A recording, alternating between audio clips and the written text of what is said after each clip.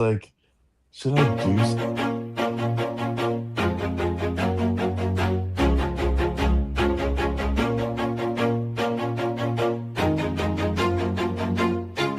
Always do it on my own, so I gotta get through it. And the only thing I know is to love what I'm doing. Never give up, never slow, till I finally prove it. Never listen to the no's, I just wanna keep moving. Keep my head up when I act, head up, that's a fact. Never looking back, I'ma keep myself on track. Keep my head up, staying strong, always moving on. Feel I don't belong, tell my thoughts to move along. Push myself to be the best, die with no regrets.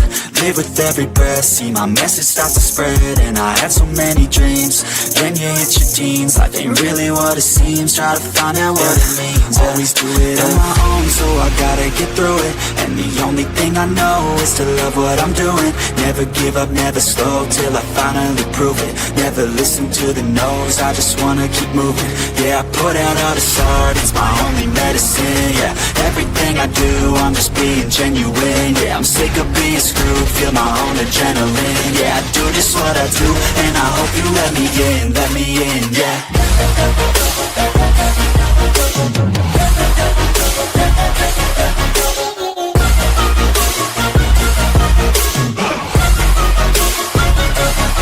I'm grateful, oh yeah, able, oh yeah, I'm stable, oh yeah, no label, oh yeah, you know me, I have only a path, I'm lonely, but damn, I'm going to win.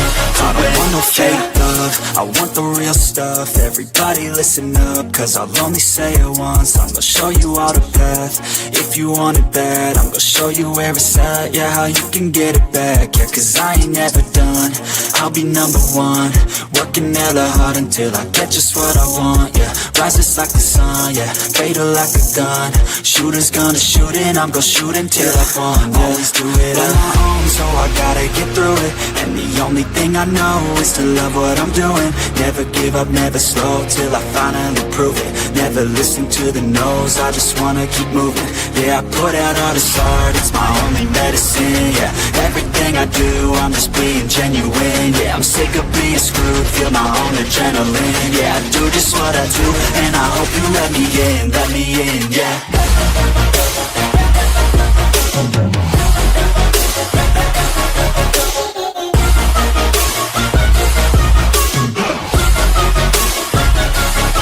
I'm grateful, oh yeah, able, oh yeah, I'm stable, oh yeah, no label, oh yeah, you know me, I have only a path, I'm lonely, but damn, I'm going to win, yeah.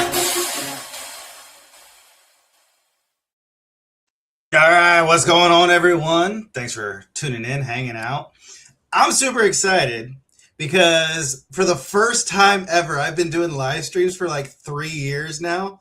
I got my best friend to show up because we need to talk about Stranger Things season 5. And I had homework. My homework was I needed to watch at least the first 2 episodes of season 5. So, of course, I binged it. And I was like, I really love Efraim's take.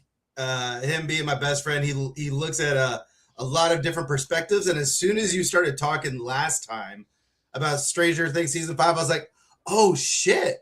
Like, yeah, some of these points make really good sense. So let's just dive into it, dude. I'm excited you did your homework. I really appreciate that. One of the first times I actually do homework. Oh my goodness.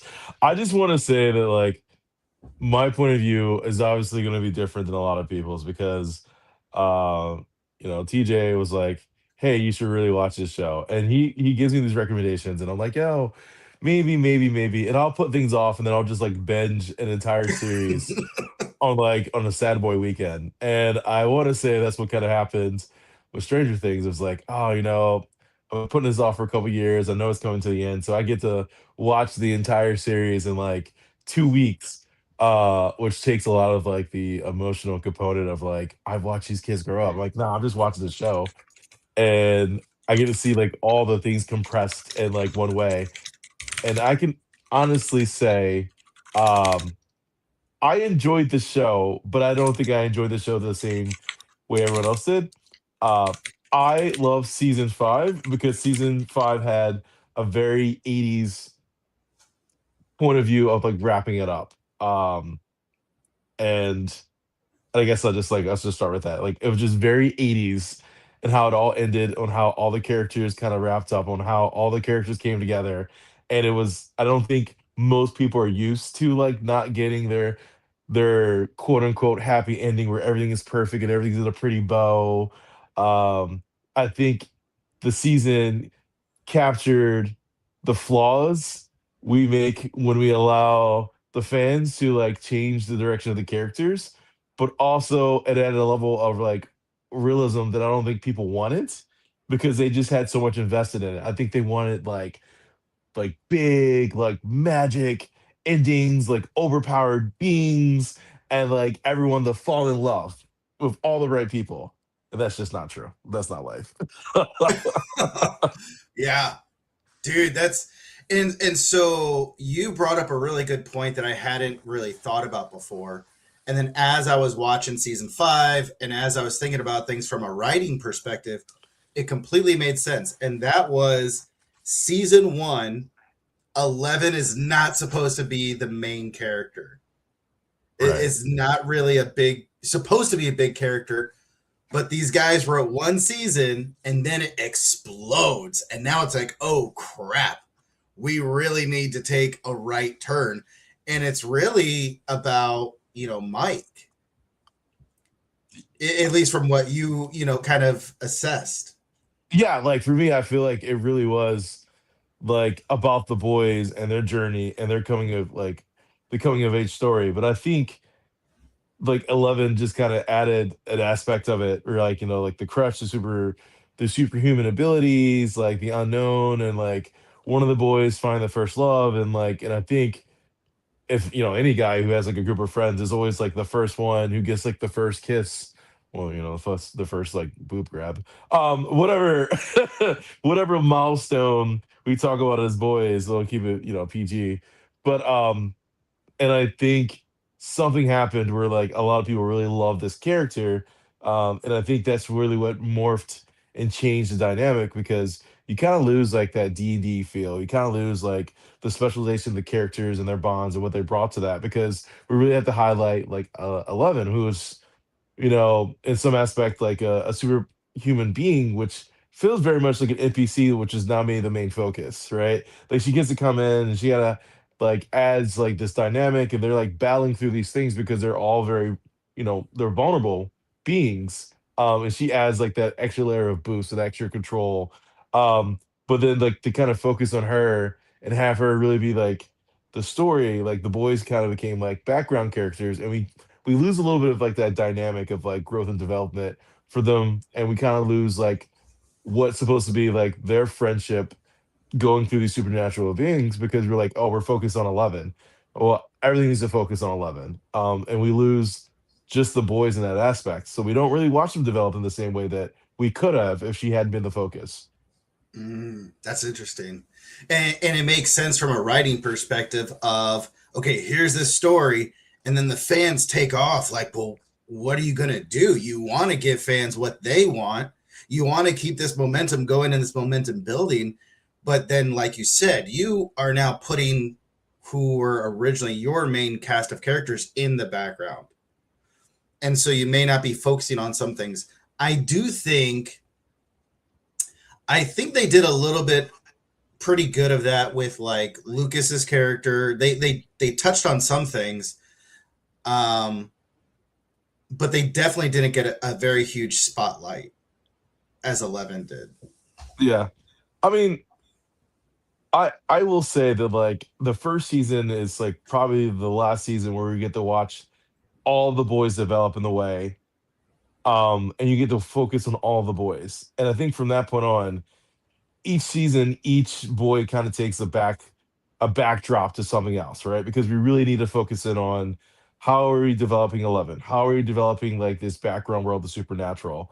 And we, instead of it being like mysterious and demystifying, we just kind of focus in on that aspect of it. And I think the framing gets a little weird, right? Because she gets too big for the story, or she gets to a point where like you can't include them in this because none of them have that like mystical tie. They're all humans who are delving to the realm of like supernatural, where she's supernatural, delving deeper into supernatural, right? So now she's looking more of like, what are my powers and what are my origins and like how do I do these things and how to become better? When in reality for them, they're just like, what is happening here? Like, what are these demons and why are they kidnapping us? Right. So like it's hard to kind of keep everyone in that same the same framing of the story without like minimizing one aspect of it. And 11, I feel like what makes 11 unique, and it does really have like that 80s feel because I think we did see a lot of female leads like develop in the 80s where like it would have been like a masculine role. I think of like, is it like Sigourney Weaver when she's like an alien, right? There's a role's made for like a man, but then she has this like persona and she has this presence where she is a woman, but she has this very masculine presence and she takes the lead. And I feel like 11 in some aspects got to like be that for like a new group of people. And I think that's why it resonates so well. And that's why you can like go in that direction. But I don't know if that was the original intent. Yeah. And it's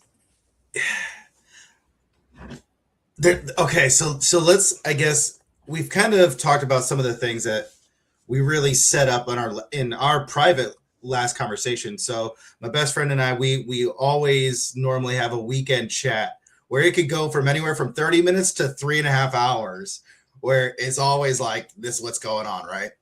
Yeah. So those are Very kind of good. the dynamics that you really hit a lot on.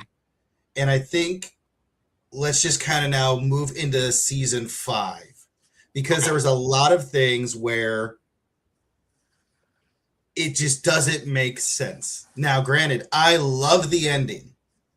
I love the ending, I think mostly because I get closure and I'm like, hey, like it's done. But there's a lot of things where it's like, what the hell?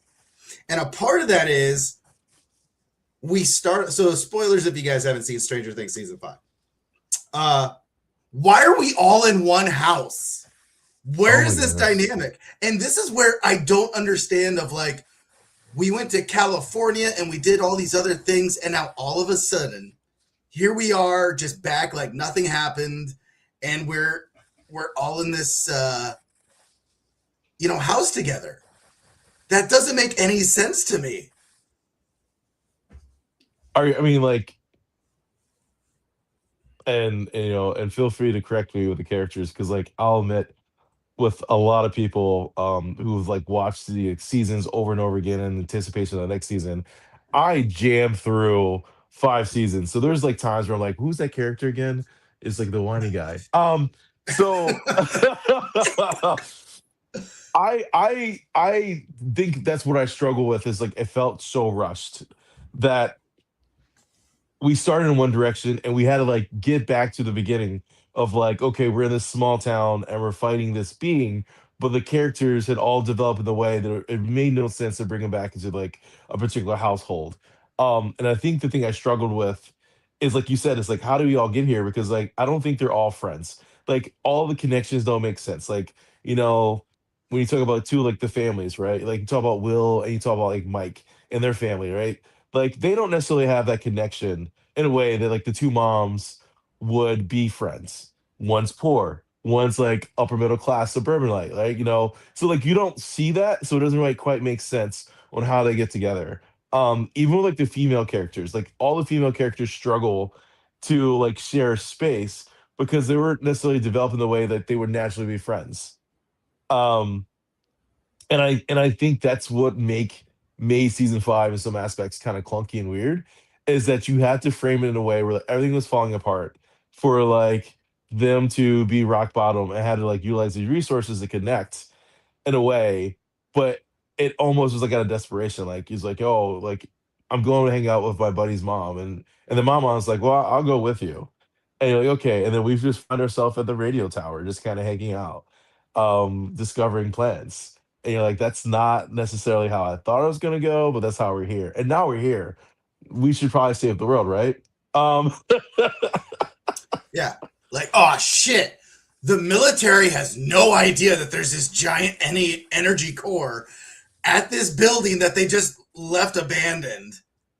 They're just like, oh no, it's totally fine. Don't worry about it.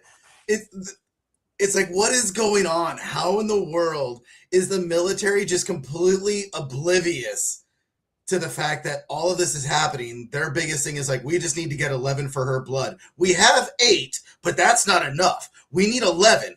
What's this verse thing? Don't worry about it. Just get the kids. Yeah, that was also kind of weird too. I can't say that I really liked the character 8. Um, Oh, yes. and that's just like in the development and the introduction of character 8, like the perspective of 8. Um, I think there's something lacking because I think that was like the introduction of like what could be like additional, right? That there's just things happening in the background of that supernatural lore. But I don't know if they did it in a way that made you like want to see 8 again. Um, for her to be as significant as she was, or try to make her as significant as she was, um, in a relationship with the rest of the group. Um, that didn't feel organic at all. So I hated 8 with how her approach to like Hopper was. Yeah. But at the same time, I have to respect it because it actually felt very much in line with her character when they first introduced her. Yes, like Right? the Right. rebellious like alternative to, we're both like supernatural bad girls, and the world's done so many terrible things to us and we had to make our own way. Um, but to like be removed for multiple seasons or multiple years. I say seasons, it's like multiple years. And to come back and like, hey, I know you haven't seen me in a long time. I know we connected in this short period of time, but I want you to trust me again wholeheartedly and ignore your father figure. you The guy know, that's been like working and training with you and everything else, like, nah, dude, I got this with image magic. I'm going to right. make a deception. Here's a part that I didn't like. So we see that she's created this, delusion, distraction, right? This projected image, and as they're in the car, they're driving away, Mhm. and she's like, "Oh, I lost signal. I'm out. I'm out of my distance range." She is in the Department of Energy Science building, yet she's projecting this image all the way to downtown. She just naturally knows when she needs to do it so 11 can get away. I instantly picked up on that. I'm like, there's no way this happened. There's no way this happened. And there's no way that she magically, as she is dying, has the power now to do this for 11. It was just completely bad, in my opinion. Yeah. I so this is where, and maybe like me being like, I say when it comes to like literature and like folklore and like being a nerd of like a jack of all trades and master of all none, right? Where I struggle, where the framing of everything is like under like the guise of like Dungeons and Dragons, and not necessarily being so immersed in that I'm like, well, how do these characters connect in a way that's with like this particular system? How do things go out, right? So like, is this one of those times where someone has his ability, like as a dying role, to like do something heroic in a way that your character wouldn't necessarily do, but it still like impacts like the rest of the party to kind of move things forward? And I'm like, okay, like in the air of desperation for someone of you pull things off, right? Moms can lift cars and trucks. Dad is able to like fight off like an alligator. Cool. I can project further than I normally have in my dying breath. I got it. Whatever. Still don't like you as a character. uh, I help that you're moving the story along, but I don't know that you brought so much to it that like we lost again some really crucial time in the development of the other characters and how they've like really dealt with like their own trauma, and their own progression in this like particular world, and how they've like matured to a way that like I really care enough about you and your progress when I haven't seen you for three seasons. um but I don't want to give her more time than she has because I think she already had enough time as it is. Okay. So speaking of characters that we have issues with, I guess I have issues with a lot of characters. The one character that I really got pissed off with, one of them was Max. And Okay. here's my thing. Okay, so here's my thing.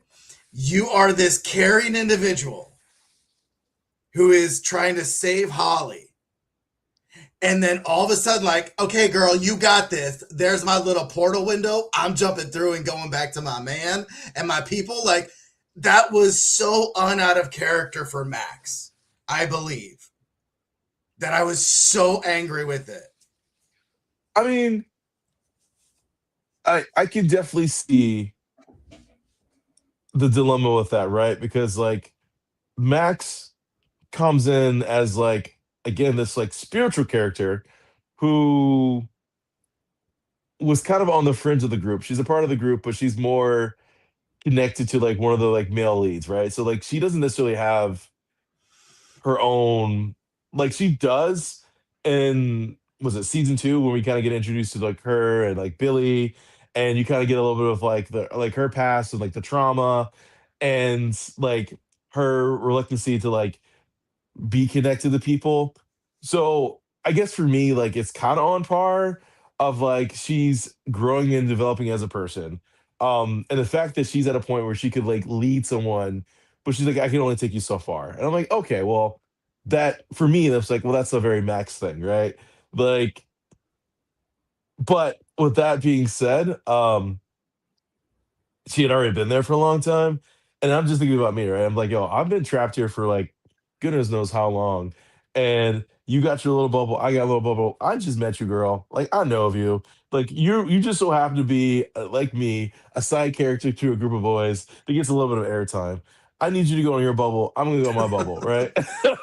um now if Max had been developed like some of the other female characters as being a little bit more maternal, I think we would have necessarily saw Max take like a stance that like some of the other female leads would, which was very protective. But I don't think we ever watched Max be a maternal protective character. I think Max as a character had Mm, like learned to be more cooperative and less selfish, but Max in the early aspect of her, it was like in survival mode, right? She didn't have a great household. She's in a new area. Like she's learning to like cooperate with people, so everything she does is almost like adjacent. It's very much like, watching small kids play together. Like they play beside each other, they're not playing with each other. So I think Max's character does a lot of things adjacent. And I think that's her development is learning to be a little bit more maternal and more protective. And I think we see that with Holly, but I don't think it's polished in the way that we see with um like I said, the other female leads. okay, all right. Um, I think of like the mall, right? We think about the mall scene. We think about her awkward interaction with Eleven, right? And she's like, "Oh, let's talk about boys and let's try to be like girlfriends for this little bit." And it's very surface level, very superficial of like, I'm dumping you. Like I dumped my boyfriend. Other like we're dumping you. Say we're dumping you, and we're gonna do this montage of like capitalism and the mall, and then at the end of it, because we never really bonded, we're gonna get on the bus and we're gonna dump them again, and then we're never gonna be friends again. um, we'll stand beside each other, but we won't have any other meaning relationship after this. It's it just seemed very out of character. And then you bring her back just to keep her in a wheelchair the whole time, right? Yeah, It yeah. was now granted, I also had a problem with Jurassic Park scene of we literally almost went frame by frame in making Jurassic Park in the laundry bin area as we're trying to wait for Max to wake up. Oh my Where goodness. you have these demigorgons who are great at homing in on their people, on their targets, but all of a sudden they get near laundry detergent and a spin cycle and they're just clueless. So tell me how like that and like the raptor and Jurassic Park are like so because again, I feel like the demographic of people that we're like really trying to appeal to for this show are people who grew up with that particular scene, right? Um, And I feel like Jurassic Park always has that scene. Like in You're some not wrong. aspects, like I was thinking about it, I was like, did Goldblum have that scene? Like I'm pretty sure he had that scene. Anyway, yeah, but again, it's like the weirdness of like the dynamic of the group and like how that plays out because it kind of leans into like this 80s like feminist like weekend mentality, right? Where I think for a lot of movies prior to that, like female leads weren't necessarily like heroic. It's like damsel in distress or like character adjacent or like, sex appeal. And I think this is where things have kind of gone on the hedge because like we have like this fringe character and oh my goodness, whose mom is this? I guess we say spoilers, right? Because they're in the laundry scene. We've got Max who's being rescued, but we have like the most ridiculous character comes in and is like blowing people up. Um, I did have a problem with that as well. Of like, it, yeah. Well, what you had talked about too was how you know Nancy, or was it Nancy Wheeler? Yeah, yeah, yeah. She she's been through a lot, right? yeah. And we talked about that. But then Mr. Wheeler, Ted, Oh my he goodness. is in the beginning. He has this little part, and from what it looks like, he gets completely shredded. But then all of a sudden, at the very end, he's there for graduation. Like, where So can was we he throughout the whole thing? can we talk about the Wheelers? Because I Yeah, feel let's just like talk about it. because I feel like that in its aspect is like unique, right? Because we have Mike and Will, Right. right? And they have two different family dynamics. Um, and Mike, who I really think was supposed to be like kind of like a main character. Um, but I think Mike was supposed to be secondary to Will in some aspect to it. But the Wheelers in general, I don't know if they necessarily were supposed to be as pivotal as they were because Nancy just completely just goes unhinged. Is that the sister, right? Which one? Is Nancy Mike's Yeah. sister? Oh So no, like I how was did thinking Karen Wheeler. Sorry, Karen Wheeler. Nancy, I right. don't have any issues with. It's Karen. My bad. My bad. I've So got I the had cast list up here, but their yeah. images are so small that I can hardly see like who's who. So yeah. Dude, I'm not gonna lie. I thought about like just putting up a little thing of the cast because like to make sure I didn't ruin anyone. I was like, he'll correct me. It's fine. I was like, someone to correct me. Like it's okay. I get corrected all the time. I'm gonna. But all right, so like I have issues with the Wheelers, but not I guess in the same sense. Like okay, so the Wheelers are this like very stereotypical like 80s like white picket fence family where everything appears to be okay, right? But I guess I struggle with it because the betrayal of like the male figure of the dad, we said Ted Wheeler, Yeah. is a very like he's like financially supportive, but emotionally like not there. And I guess that's how we want to portray American men, where Karen is also kind of portrayed in a way where like she's yearning for more and a little bit of like the emotion and a little bit of like being seen as a woman and not necessarily seen as like just as a mom. And I think you see that development. And I think that feels very natural. Right. Nancy, I think, gets the perk of 11 as far as her development because I think Nancy would have probably been a little bit more along the lines of like the Lois Lane esque type, right? But I don't know if she would have got that little like Rambo spice um, if it wasn't for the fact that like Mike was always chasing 11. The Wheelers were always in danger, and so Nancy, um, who is basically the consequence of Karen who like is supposed to be smart and is supposed to be very independent.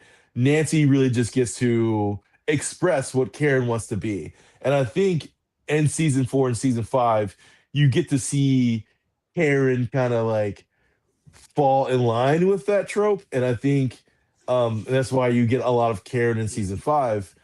But I again don't think we would have seen the Wheelers develop in a way if we didn't focus on 11. I think we if we had focused on Will, I think Nancy would have still been there, but I think Will's brother would have had the perk of like developing into like a little bit of a leading man, a little bit of someone who's like a protector. And I think he was, but like he took like more of a feminist, like emotional lead of support of like Will and all the other characters and of his mom, where Nancy got to like really lean into like the weapons expert, like the one who's spearheading these things, the one who's like counter and helping the training of the stuff in the background, the one who's like really helping pushing the envelope of like fighting off the Marines, which I think is cool. I don't think it was like a bad thing. I think it's cool. I just don't know we would have got that if 11 wasn't the focus of a lot of the story. It is interesting how, Will Byers is the one that's taken, right? And kicks off all this thing. But it's really the Wheelers who are the fucking victims and just get fucked up for the entire series. Oh my goodness. Let's talk about it, right? Like the one boy falls in love with a bald headed like psychic. The other one gets kidnapped by um like and then like the baby is kidnapped by Well, like Nancy's best friend is killed and taken as she oh my tries to hook up with Steve. oh I yeah. mean, yeah. Oh, talking about just taking L's for no reason. Um, the poor dad's working 9 to 5. He's like the neighborhood kids are running me dry. He gets like just shredded by a demon that looks like a flower of 4 legs. Um, so the Wheelers, right, absolutely get wrecked. But I think more people will connect with the Wheelers than the Buyers, right? Because Oh, the Wheelers 100%. that was like the quintessential Americana family. Both parents, multiple kids, 2.5 kids, middle class, not really struggling, thinking about like what's next, like what direction you want to go to as far as college being an option, having those conversations, being able to participate in like recreational sports and do all of those things, right? Survival is not a thing. They're really living like the American dream in a way that I think most people thought or wanted to Experience. experience, right? So I think that's kind of cool. I think the buyers are probably what like more people wanted to escape from of like the broken household with like one parent who's not supportive and another parent who can't figure out the economy's like in the tank with one kid who's dealing with some things we don't really like want to talk about right now. It's like a little taboo. I don't know if he's on the spectrum. I don't know if he likes girls, so like there's just like so many aspects of those things that I think were kind of funny. Um but the Wheelers, man, like I think you're spot on. Like the Wheelers just get wrecked. Just get wrecked. Yeah, and that's where like I love Holly's character. I love the innocence that she brought to the season, which granted, I think they took a lot of liberties with like the gore and the horror aspect. Like I think they were like, hey, we have this fan base who's been with us for 10 years. They're all adults now. They can take this level. And I'm like, oh shit, like I feel like you guys took it up one more level than what you had, which I'm like, I don't know if that was necessarily needed, but like, I love the innocence of Holly when she's in Vecna's mind and she's like dancing around the bedroom, playing with all these things, experiencing this. Like, I love that innocent take. I loved her character and how she was brought into it all. And I think it really does ramp things up. But I'm it, I'm really frustrated. Where is he? With Jonathan Byers' character. This guy who is just so passively like, oh, whatever you want, whatever you want. Nancy is just like, just G.I. Jane ready to blow up the world, and I love it. I'm all for it. But Jonathan just never gets this, aggressive tendency unless it's with who is it? Steve. Like he is much really he would rather fight Steve than he would a Demigorgon, it feels like. No, absolutely. And And I'm like, bro, where are we at with this? yeah, no, Jonathan is a I think Jonathan is a character that developed that could like again like developed with the most space he had because there was so much that needed to happen in such a confined space. I think once we saw the pivot go from like being the like the Will and his like support system over more to like Mike and his support system and like focusing on the Wheelers, I don't think you really get to give the opportunity for Jonathan to develop because he is like supportive in nature, right? Like he is like the male figure in the Okay, that's household, true. although he's That's not the true. Yeah. lead. Mm-hmm. Um, but like, his mom has to develop as a character to kind of like develop with Hopper, who, in some aspects did get to be supportive of 11, but I don't think again, it's focused on 11, right? It's focused on her and her development. And we get to kind of watch Will just kind of sit in the background, not flourish, not develop, Um, we watch Jonathan watch Will struggle of not being the focus of something, which, um, I think that's a complex in her in itself because I don't know, like season four left something to be desired when it came to Will, that haircut and that development. But the whole California thing didn't feel great for them because California was the framing for 11, Yeah. right? Um, it's like 11 lost Hopper. 11 needs to develop. 11, doesn't connect with anybody. Like she's trying to become a whole rounded person. And her support system is the kid who was kidnapped, who was having nightmares, just connected to this whole thing, right? So how are we supposed to like feel bad for 11 when her support system has been kidnapped multiple times? Like he has been the victim of the most traumatic things, and she's looking at him and he's like, yeah, I get that people are mean to you, and although I was kidnapped multiple times and was held hostage and some creepy dude put things down my throat and make me do unbearable things and almost kill the town, I definitely see why you can't make friends. um so buck up, like It's just like at this point, bro, you fucked up my family. You fucked up my friend's family, my girlfriend's family. You fucked up this whole town. My whole life has changed. You know what? I'm going to come fuck you up now. Like, where's this drive? It's just so frustrating. But one of the things that I love with that dynamic is that I absolutely love Steve and Dustin's characters. The guy that I originally hated, I now absolutely love. And what I love about it, I think, is he has been one of the most consistent characters of here's my redemption arc. I realize I was an asshole. I'm changing my ways.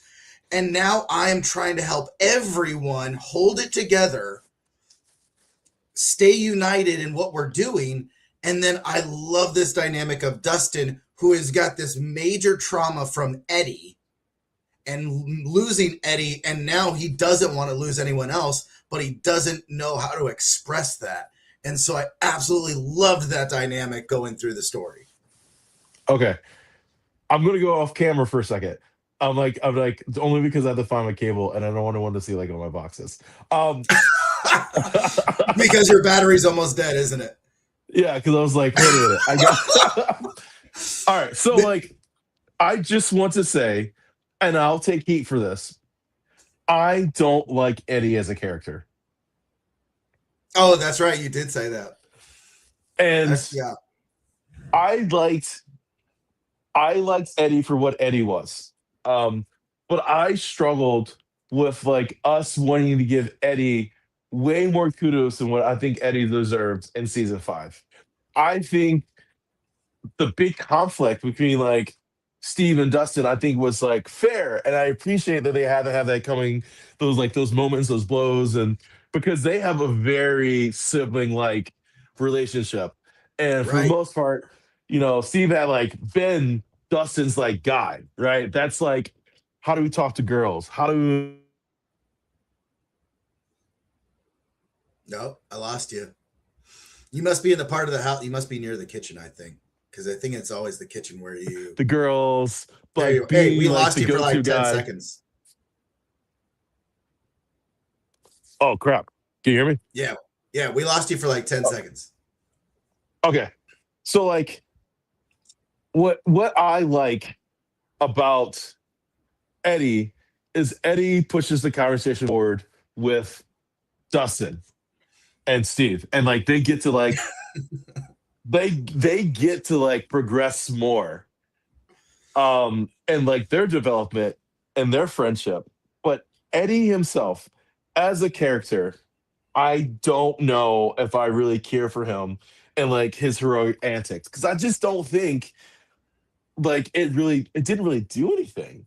Like we really like think about like what happened to that season and like the consequences of it and like what did you really do? Like it was Well, cool. he was that sacrificial lamb, right, to get everyone else to safety. But another part that we'll talk about here is the inconsistencies of the Upside Down, where the fuck did all those creatures go? They Right? just like completely ate Eddie, just like a tornado of vampire Karens, alien creatures floating around. But then all of a sudden, nah, nothing to worry about. None of that stuff. It's all good. But I still love Eddie. I still love Eddie, man. I think he's probably the one of the most charismatic characters. Well, he was. I think he was that perfect part. Like he was that character that everyone was afraid of back in the '80s, who was all about Dungeons and Dragons and heavy metal and punk rock. Like, just yeah, man. And a lot of people were afraid of those people because they didn't understand him. And it makes sense why he was so connected to the group, why the group, the D&D group, was so, because you had the jocks, you had those other things, and then here's Eddie, who just doesn't give a shit. He's got the confidence, he's got the charisma, and all the other kids that don't really have that development because they're the weird ones, they are naturally drawn to that, and they latch onto that, and they follow that as their leader. And the leader does the leader thing of sacrificing himself. And now we don't have that. So who do we have that's closest to that? Steve, who has bridged the gap and who has like, you know what? These are my little children. These are my little Padawans, and I will protect them. And we just haven't dealt with that trauma yet. So, okay, so are you saying that you feel that like Eddie was like counter to Steve? Are you saying that like Eddie? I don't know. Maybe I'm just a little biased because I just like it felt like very not rushed. Like I definitely got the subculture, the counterculture aspects of like the Hellfire Club and like him and like his group of people and like how they move that particular season forward and like him having connections to like a lot of the victims and how that works out. I got that. I can appreciate that. I just don't know if we needed to bring him up so much in season 5 for what he really contributed, right? Because I felt there was people that we should have talked about all season long who got less like airtime about their contribution to like our group than Eddie. And you're like, yes, he did this cool thing for this moment. Yes, we appreciate what you've done, but for goodness sake, like I I'm just I just pictured you as a dungeon master, and I have to say, man, you would be so legalistic. No, that character can't do that. We have to give this person their shot. well, I know, right? It's just like everyone gets their time to shine. You had your opportunity, right? And I think you did an okay job with it. But like, let's move on. Like, yeah, yeah, okay. We love your development. Let's just Let's push let him the forward. cleric do some stuff for once, guys. Like, come on, cleric, get in here. Okay, so can we talk about like what the characters are supposed to be and like what their connections are? Because I feel like that in itself is like some of the things that kind of like concern me. It's Okay, go like, ahead. okay, so Will is supposed to be a sorcerer, right? Yes. Well, no, Will's the dungeon master, isn't he? I thought Mike was the dungeon master. That's right. Mike was the one. Yeah, Mike was the dungeon master. Will, yeah, Will is like a sorcerer spellcaster, Okay. which I've got some major issues with him. But No, absolutely. Like, so like he's supposed to be okay. I there had you to are. adjust a Yeah. little bit. Like I was like, all right, unprepared. It's a Saturday. Never prepared on a Saturday. Uh, okay, so I always thought Mike was like kind of a dungeon master, right? Because I always thought Mike was, and this is why I feel like Mike was like the main character or should have been the main character. Um, is because Mike is always like the one kind of framing things and telling the story, right? Like he's involved with a lot of things, but I don't always feel that like he's like pushing it. I feel like he's just kind of like the center of a lot of stuff. Um, Will I struggle with, right? Because I was like, I don't know. Like obviously he's supposed to like be some like magical based character, but like the victimism in the beginning and like the lack of development, I'm like, really what I don't know what he's supposed to do here. Um and then me not like I said, not being so versed in Dungeons and Dragons, I'm like, is he a wizard? Is he a sorcerer? And then like me not really, I mean, I know a slight difference of like where you get your magic from and like, whether there's a patron or whether it's like innate. I know like they kind of talk about that their story, but like he's not any of those things. Um, I don't know. So and then Dustin, right? So what is Dustin? That's a good question. So like, is he a bard? Dust, Dustin always has the answer. You know what? I can see that as a bard because he's always trying to ramp up everyone. Like, and I say that, and I was like, maybe he's a bard because like he's a theater kid as like a professional, like, you know, not the character, but the actual actor himself, like has a background as like theater, and obviously we get to like have that really awesome but kind of cringe moment of singing to his girlfriend in season 3 to get her to kind of help. She's singing a never ending story. Oh Uh yeah, so I the was like, person that we maybe just don't even use anymore. the girlfriend. Yeah. Oh, I mean, like I feel like I appreciate her contribution to the story more than I appreciated 8. Um, That's I that's totally I fair. feel like because my feeling with that is like she was a part of Dustin's development, right? Like because the Mhm. boys were coming of age, and it was like really funny because he's this really nerdy, smart kid, and he's like, I have a girlfriend, and they're like, yeah, whatever. Um, it, and it's such like a boy thing. You're like, yeah, I went to this really nerdy camp and I met some girl who's into all these things, and everyone's like, oh yeah, sure, whatever. You've got this girlfriend in Canada, and then she actually appears, and everyone's like, oh, like she's smart too, and she's smarter than you. That's actually kind of phenomenal. All right.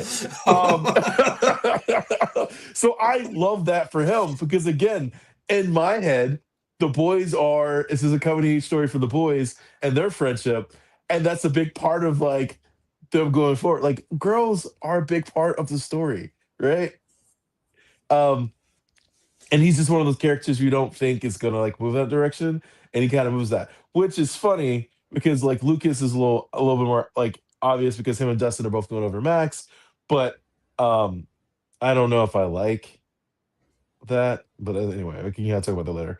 I don't know if Lucas is supposed to be a knight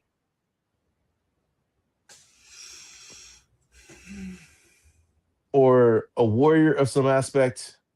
Um, I can see him being either like fighter or paladin. I would say probably paladin.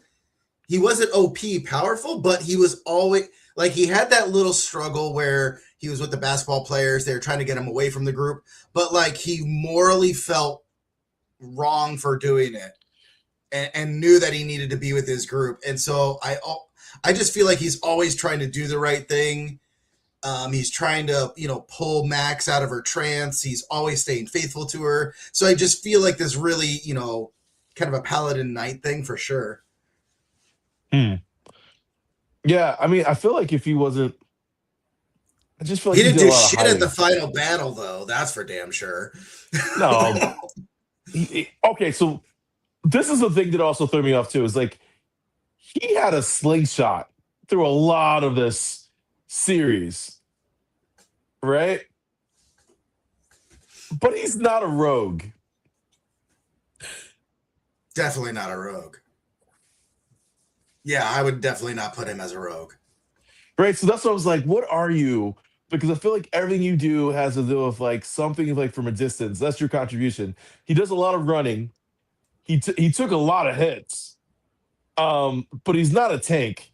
He was definitely not someone who's out here like throwing up shields and blockades and things like If that. anything, Dustin would be a tank because that kid did get the shit kicked out of him multiple times, which is Yeah. that did not need to happen in season 5. That was to me that was just lazy writing Wait, where did he get beat up? at the cemetery with Eddie, and then of course like no one knew where he was.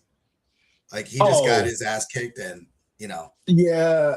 But I felt like that was like the story for him and Steve. Like I feel like that was like his whole trauma and not going with it and like losing I don't know, losing himself and I felt like that yeah, I don't know. Like I guess Like like I don't mind that they kicked the shit out of him, but they could have just brought him back and then be like, dude, what happened to you? Like, don't worry about it, and yeah, and they could have just built the tension. There's just no need to put him all the way out there like that. yeah. All right, so what is Nancy? So like all right, so we talked about so I think that Mike is a DM. Will, like I said, is some magical creature, magical character. Don't really know what he's contributing. I think Dustin's probably more of a bard who like a different subclass. Yeah, Um, yeah. and then like Lucas is some aspect as a fighter, but I don't think he like is like on the tankier side like a paladin. Um, so probably like a warrior. Um, I would think that like Max would probably be something on like the spiritual side, only because of season 5, right? That she like does have the opportunity to kind of have a little bit of a redemption with Holly, Hmm. and she's able to kind of help navigate that. But she She's also definitely acts like as a a guide. druid. Yeah, but she acts as a guide for both 11 and 8 in some aspect too. She's like, which I thought was kind of unique. Um, but then Nancy, I don't know what the hell Nancy is other than unhinged. Um, I did love her and John, like the final scene where they thought they were gonna die. I hmm, actually really love that scene where they're just like, you know what? It doesn't fucking matter. No more, hiding behind the obvious. Here you go. And then just having that moment of honesty and clarity, and then it's just like, yeah, that's what needed to happen. Because to a certain point, their whole relationship did feel so unnatural. And like it didn't feel like the writers forced it, but the characters were forcing it for their own self-interest reasons. So to have that moment, I just felt such a relief, and I loved how they portrayed it as actors as well as putting it into the story. yeah. I But mean that's like my least favorite relationship is I like think it those was two. everyone's least favorite relationship. Like again, I feel like if we didn't have to go on this journey of like splitting the team to like go to Russia, to go to California, to develop these additional characters again for the framing of 11, right? To dive deeper into like the lore of like what's really happening behind the curtain and less on like the characters dealing with like the supernatural aspect of it. I think we could have seen like a better development of that relationship of or how that would have like portrayed itself. I think the ending of season 5 made things like corrected things in a way that I think no one really was anticipating, right?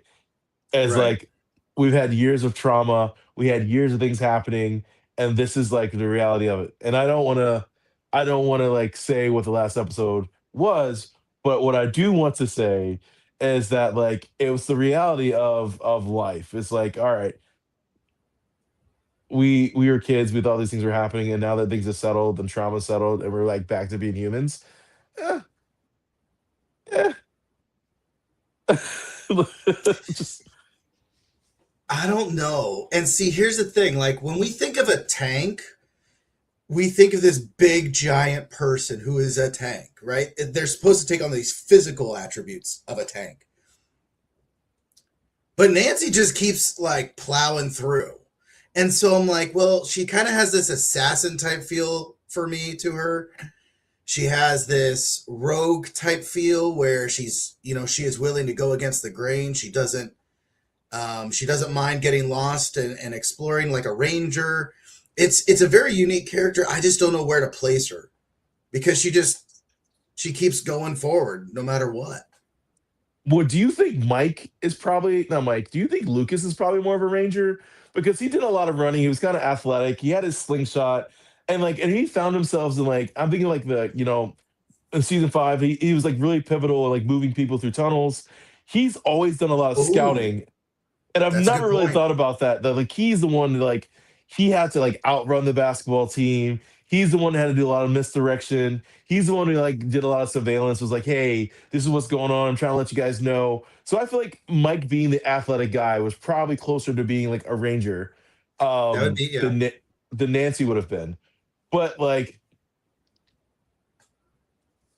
but Nancy I feel like it's just like completely offensive. Like she's like pushing everything forward.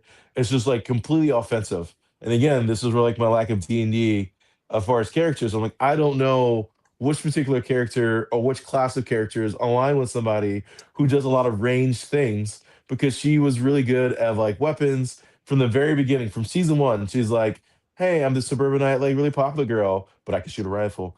And then she's like, and shotguns, right? And pistols. So I don't know, like, if I consider Tanks more defensive, right? I feel it's like someone who holds the line, who does like who takes a lot of hits, right? I think Hopper is probably more of a tank Oh, that's a good point. Yep. Yep. For sure. because Hopper has to take a lot of heat for 11 to figure things out, and they're dynamic. Like he's very supportive of her, he's very protective of her. She's purely offense. He's purely defense, and I think that's just like him being paternal in nature, right? So I think for me, he's the tank. That, yeah. Yep. And he's willing to blow himself up. Yeah, Just yeah. yeah, Which it's like, what were you going to do with that, dude? What were you going to accomplish there? Nothing. Dumbass. right. No, like that's like they're like, But what's that's your plan? totally a He's tank thing of like, you know what, dude, I'm going to sacrifice myself for everyone else. Don't worry about it. like he blew up. He's still here. Well, yeah, he's a tank. And he's an alcoholic. Like yeah. um, so to switch over a little bit with Will, here's the problem I have with this. To go back to Will. Oh my god, I have discovered I also have this power. Oh my god, I just fucked Vecna up. I fucked him up and showed him I have power. 2 episodes later, oh my god, I don't know if I can do this. I don't know if I can do this. This is really hard. I can't fight him anymore. I'm struggling. Oh, here we are at the very end. Oh yeah, I can barely do anything. It's like, bro, the inconsistency with this ramp up. You're able to fuck Vecna up. Like, truly fuck him up, break hhis bones and body, and then all of a sudden you can't even hurt a fly anymore. Yeah, no, I I don't disagree with that, and I think that's where like the lack of development of Will definitely shows the consequences later on, like as we progress through the season, because Will is emotionally unstable. um Will Facts. is the only one who's like endured trauma every season in some capacity, right? Like Will gets kidnapped, Will comes back and has nightmares, Will sees demons, Will has an alcoholic dad who seems kind of abusive, Will has a crush on his best friend who is like, what do you mean you don't like girls, right? Will Completely gets oblivious to all of it. right. Terrible DM.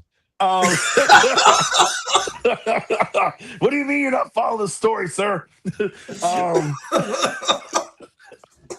but like, but I think what's like crazy about this again, if this is really framed around like D&D loosely, right? And then like Will's a character that has like some dabbling into like magic of some capacity, right?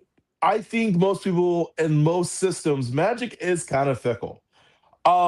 And it is if like, and it really depends on like where like the origin of like it is coming from. So if it's like all innate, right, then it's like an intro, like an inner look of like what's supposed to be happening here.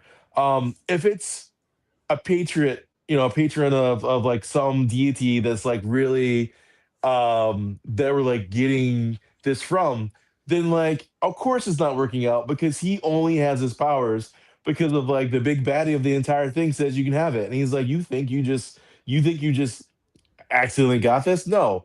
I let you have these powers because who do you think made these tunnels? Who do you think is the reason why the city is under like destruction? Is because I gave you the ability to do it. And now that I'm aware that you don't want to do it for the right way, I'm taking it from you. So in that aspect, I'm Mm. like, it does make sense, right? Like if he really is getting his powers, Vecna, right? I because I was like, I was gonna say Henry. I was like, is he really getting his powers from Henry?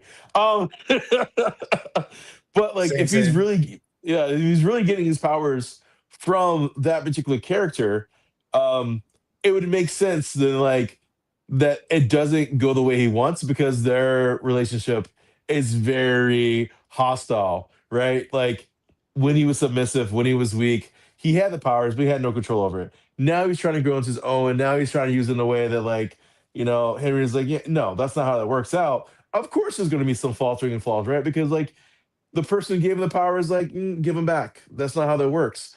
And I think that does go in line with some aspects of like the magical character he was supposed to be, but I also just think that it also goes in line with like the fact that he's a poorly emotionally developed character who's never allowed to like really reconcile with the trauma he has, and he's just been left in the background because we're all watching 11 become a Super Saiyan. Like she's like flying over like tractor trailers and snapping necks, and I think in one scene she almost looks like Wanda from like WandaVision. She like floats and she lands in like a superhero position and she's like, ah, and she rips out men's souls. I'm like, what is happening here? Um, didn't realize it was a Marvel movie. Um, so, so I truly do think that like the lack of Will's power and development, it's all in line with the fact that we had to focus so much of that interest in like 11, because these are two characters that are supposed to have like some type of magical likability, but we like the overpowered, we like the progression, we like the montage of like how to get better. We struggled with Will because Will isn't good at this. Will is good sometimes, not all the time, and Will's not consistent. And we try and Will fails. We don't want that. But we go back to 11 and you're like, oh my God, she flies now. Did you know she flies now? She flies now. And she floats and she levitates. Like it's, She does all these it's, powerful things, yet Hopper won't let her go out for a milkshake. oh my goodness. Right. As the tanky is. Which, I really enjoyed Murray's character who brings him all the supplies. I love him and Hopper having that joking moment in the Humvee together as they're driving out. I thought that was pretty funny. Um, Yeah, I think he's just probably like I wouldn't even put him as a class. Like I just think he's like everyone's favorite NPC. Like he just pops in and out. And he's just like, hey, I heard you need guns. Sassy, sassy, sassy. like, Funny, hey, funny, funny. I got you a toothbrush. I asked for a knife. It's the same thing, isn't it? No. Yeah, Like, oh, well, here you go, anyways. Like, bro. yeah. I think he's just our favorite NPC. Like, because he just contributes enough to make things like lighthearted and funny, and like adds the dialogue. But he also like gives us supplies that we need to move to like the next stage as we're leveling up. Like we're like in the cave trying to like figure out how to move on, and he's just like, oh, I have this chest that I always bring with me, and it has weapons for you and weapons for you and nothing for you because I don't like you. Like that's just like what Yeah. he brings to the story. I don't think it's supposed to be any deeper than that. Like he just is a vehicle to provide them resources to continue to like move the story along. He is the guy.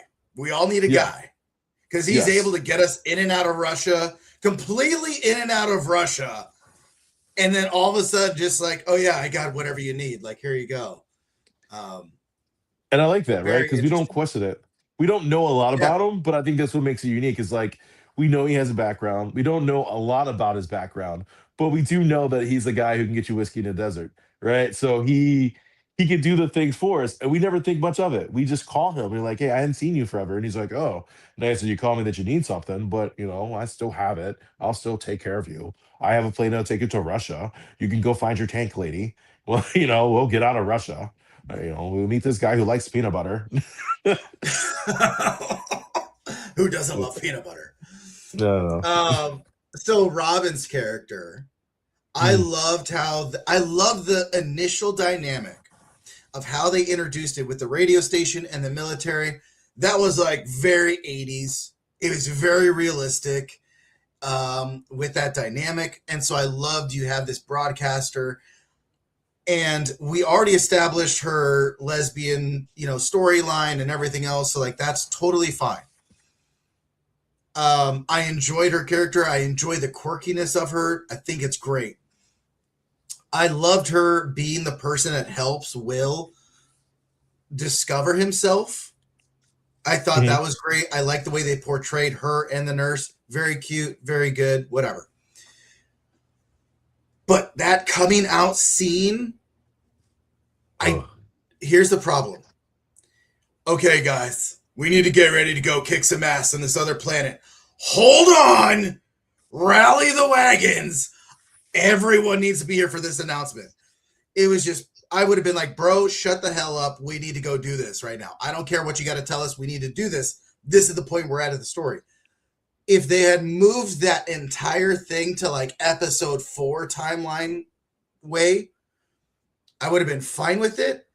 And then we could have had the more natural like moments for him and Mike to have their little sidebar conversation, him and Mhm. Dustin or someone else to have the sidebar conversation. But instead, we have nope, everything stops for this moment. And then of course you have him and Mike up on the tower having a 10-second conversation before we go on to another planet that is going to kill all of us allegedly.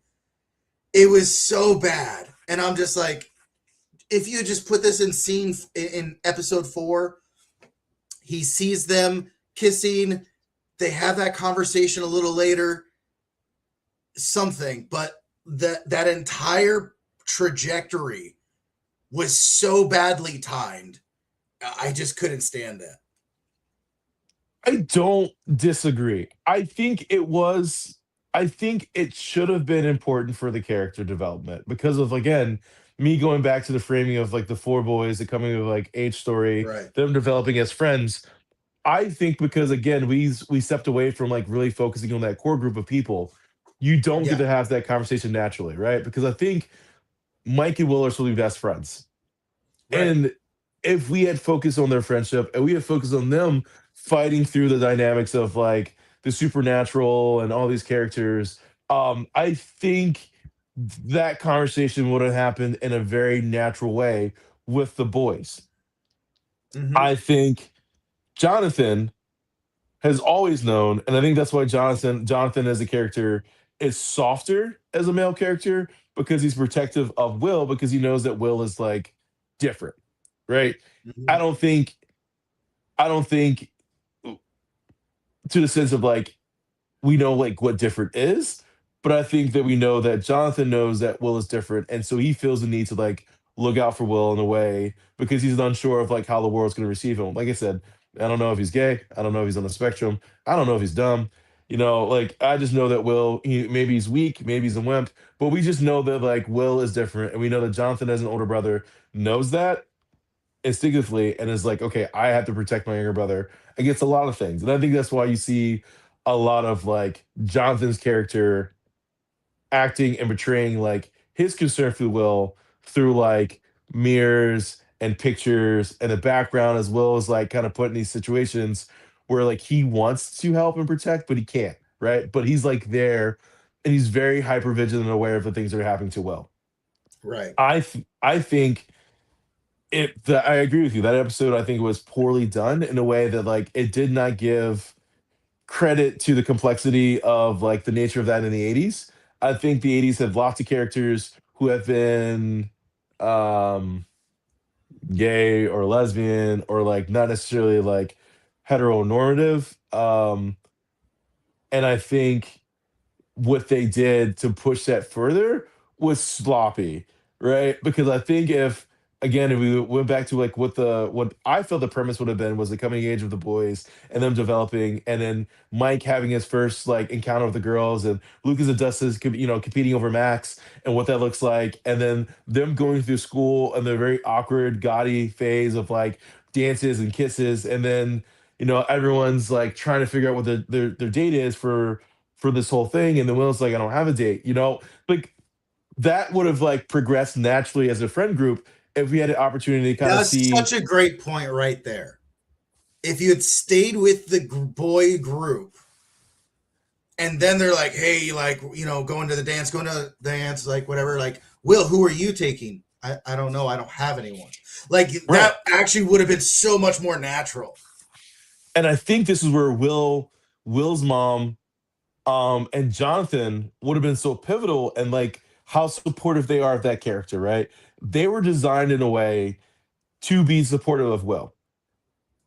But because of like how everything changes, they become support characters for the rest of the crew.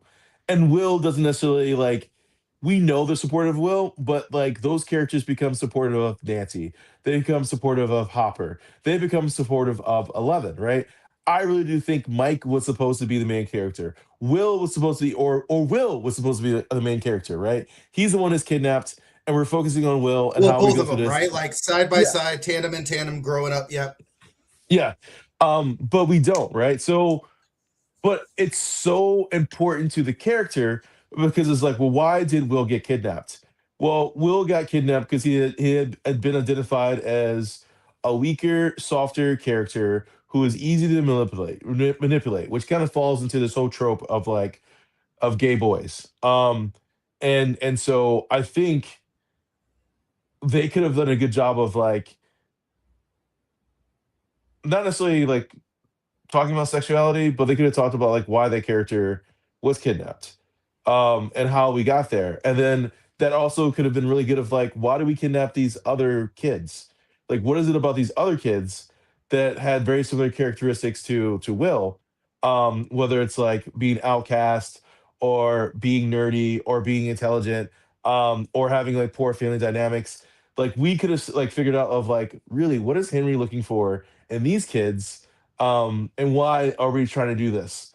But instead, we get this really rushed thing of like, Will's gay, right? We've known Will's been gay. We know Will's been odd for like the beginning. The characters have like thrown little quirks at him. It's like it's not our fault you don't like girls. So the boys are already aware that like so there's something different to Will, but we never talk about it on a level that's really productive.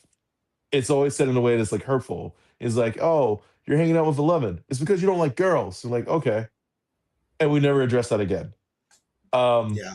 the three other boys who are in love with 11 are like really excited with like Max, and Will's not excited about Max. Like, why aren't you excited about Max? Like, why aren't you excited about the new girl? Like there's just so many things that could have been done in a way that felt more organic that would have let Will have his moment and even connect with Robin, who was a really great character to like be supportive of like, it's okay that you're a little different for the rest of the cast and pushing that conversation forward. But I think because it's not done in the way, Robin is thrusted into this role of like, hey, there's a piece of the character that hasn't really came out yet. And I'm here to move this along, right? Hey, I noticed that you looked at Mike a certain way. I look at the nurse a certain way. Yeah, yeah, yeah. Let's move this forward, right? The story's moving along. We got 7 more episodes, bro. Figure it out. That's where I think them going to California was the worst decision ever, because if you'd kept them in, what was it, Hawkins or whatever, if you kept Yeah. them where they started, then you could have had Will going to the mall, and you could have had Will seeing Robin maybe flirting with a worker in the back warehouse area or in the food court. And then you could have had him and her develop, earlier on, to where she is that confidant to be like, hey, it's okay for you to tell your friends. It's okay for you to, like, that could have been so much more natural. But thrusting them into California, you can't develop that connection because they were separated from Robin for so long.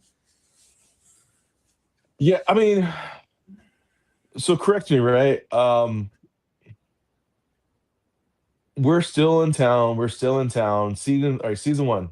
We're still, developing everything, laying down the foundation. We're all in this Mhm. small little podunk town, Demogorgons and all that good stuff in Henry. Season two, same area, Halloween themes, like, Ghostbusters. Yep, yep. Um, Again, introduction to like Max, um, introduction to Billy, um, a little racial tension. Um, okay. So then we go season three. We haven't left for California yet, have we? No, it's just season 4, if I remember correctly. So, and I'm trying to Yeah, figure out season like, 3 is the mall. So season 1 is our intro. Season 2 is Halloween, like you talked about. Um, and they're kind of figuring out the whole upside down thing. Season 3 is the mall and Russian forces. And then yeah, mm. season 4 we're in California, Hawkins, and Russia. Okay, so that's where I think season three gets really weird because we don't really see like we see Will, but we don't see Will. Mm-hmm. Because I was like, what is his dynamic? I was like, because oh my goodness, what is his mom's name? Who will? Yeah, Will's mom. Yeah. Joyce. So Joyce leaves the boys to save Hopper. Yeah, No, that's not till season four, right? That's in California. correct. So this is where like I think I mean, some of my frustration. you have watched seasons 3 and 4 a lot sooner than I have, because I've been following over time. I haven't like rewatched the seasons to watch season 5. Right. I know a lot of people say they don't like season three because season three took a really weird spin, but I think season three was like kind of crucial for like the character development of like the 80s, right? Because like Americana, capitalism, the mall. I also think this is where we kind of get introduced to like Erica as a better support character. Erica, I think, is if Lucas is a scout, Erica is a rogue. Mm. Um, Okay, I yeah. think think of like the way she manipulates situations, the way she's able to like, which makes sense, right? That like the two in the same family would have like very similar but different characteristics. Like they're very like are able to get in and out of situations. They're both kind of given the opportunity to like have these missions on their own and relate back to like the people. But I think Erica as a character is um would truly be a rogue because she is more independent than Lucas is. And the That's fact that fair. like she feels more comfortable of being the go-to person and she's more comfortable in her skill set to be independent to do these things, whether it's like to break into an area, to like go into someone's home and like, enact these things, right? Like she is solid as a solo character who plays nicely with the rest of the group, but does not need to be a part of the group. Um, but like I'm thinking about season three, and I'm like, all right, like Steven is like, it's their introduction to Robin. Um, which I think is really pivotal, right? Because she's a linguist. She understands multiple languages. She can translate. She's also persuasive, right? I think this is where like she's like crucial for the crew because she having access to the radio to persuade people to relay some messages. I think that's like a really good character for her, and she's also the one to have to speak for our meathead jock who's going through reform. Like she's like speaking for Steve, she's speaking for Dustin, who are not good at communicating. um I think it's a good intro, but I'm just thinking about Will. I'm like, I don't know really what's happening with him in this because everyone else is having these moments, but I think this is where starts to find himself on the outskirt a little bit because the boys are like with Max, Dustin's with Steve, Steve's with Robin, Nancy is Lois Lane. Joyce is like with Hopper, and so like Will becomes, yeah, in the background. And I'm like, and I'm having a hard time really just remembering like what is Will doing. Um, in season three that's really productive. But this is also, I think Will is brought in for the essence of like his connection to like Henry and to like the other characters because this is when we start to notice that like he he can sense these characters. He understands when things are being attacked, but like he becomes very supportive as a character in season three. Yeah. I think to me, I think I told you like my biggest problem with season three is this whole Russia thing, which total 80s, 100%. But the fact that you have like this Russian military base with Russian military guys underneath a mall, like that, we have this own Russian base under the mall, and we send Hopper to Russia. There's no reason. There's no point. Now, granted, General K or Key, whatever her fucking name is, in season five is like, we need this power to fight the Russians. You could have just put a Russian spy in the mall, in Hawkins, to observe the what's going on in their energy plant, and somehow they try to kidnap one of the kids. That's realistic. They try to meet up at a backcountry road to put them on the plane, like we saw with Black Widow, Marvel's Black Widow. That would have been realistic. But we have this giant Russian base under the mall, and then we go to this Russian prison camp. There's no point to it. There's absolutely no point to that at all. I think. Oh, sorry. Go ahead. No, no, I agree with you. I think that's why a lot of people didn't like season three for like a lot of the Yeah. concerns you had. Well, and granted, I'm now curious of like, did they do this angle as a completely different vector for how the show is going to go? And did Netflix tell them like, bro, we don't know what the fuck you're doing, but only 5 seasons, period. Like, who knows what conversations were behind the scenes? Because we go from max Russian prison, cold Cold War era vibes to all of a sudden, hey, Surfer California, it's actually Vecna and we're done and we're over with. Let's move on with our lives. It was a very interesting shift that should not have happened, in my opinion. Yeah, I think that's just a little bit of like, I think that's almost like the artist dilemma, right? It's like you come out with this vision and this idea of like how you want the story to go, and then like certain characters get popular, and I think that shifts like where the story is going to go.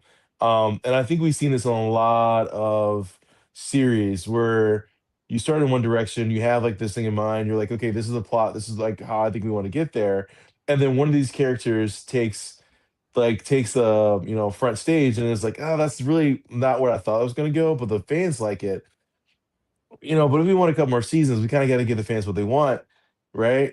So then you adjust and you tweak, and I think it takes a little bit from the story. With that being said, I think we see that so much in um at least in American like culture when it comes to like stories.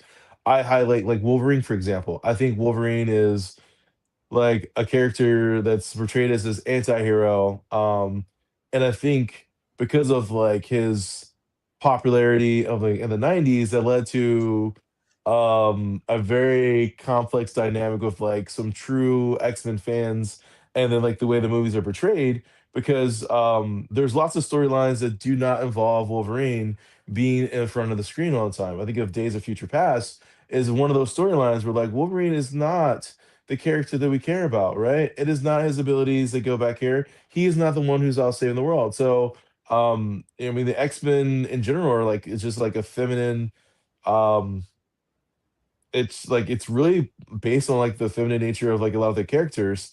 And I think a lot of like male fans really resonated with like Wolverine the same way they resonate with like Deadpool. And I think to continue that go forward, like you have to put that character face forward. But like but did you struggle with like really what who should be in charge?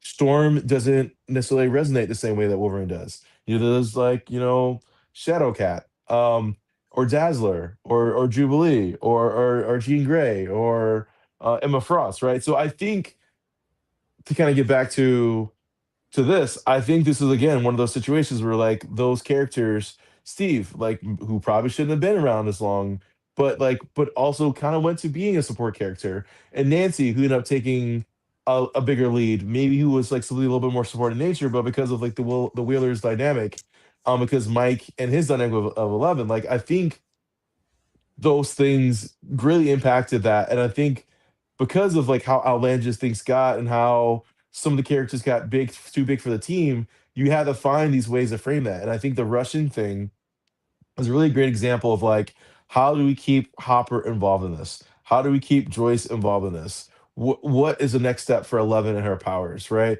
Who's the big baddie that's going to keep moving forward? Because we can't keep on saying Vecna, we can't keep on saying like these creatures.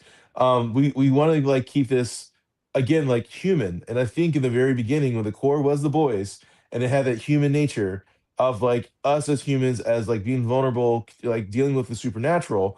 I think when you like lean into the 11, you lean into 8, you lean into like the upside down, and then like that story, you kind of have to like bring that back with like, all right, what is the human aspect of evil, and what is something the rest of our characters can connect with, and how do they progress in the storyline, and how do they evolve as the characters and develop as the characters that makes sense for them, now that we have this crazy supernatural thing happening on the other side.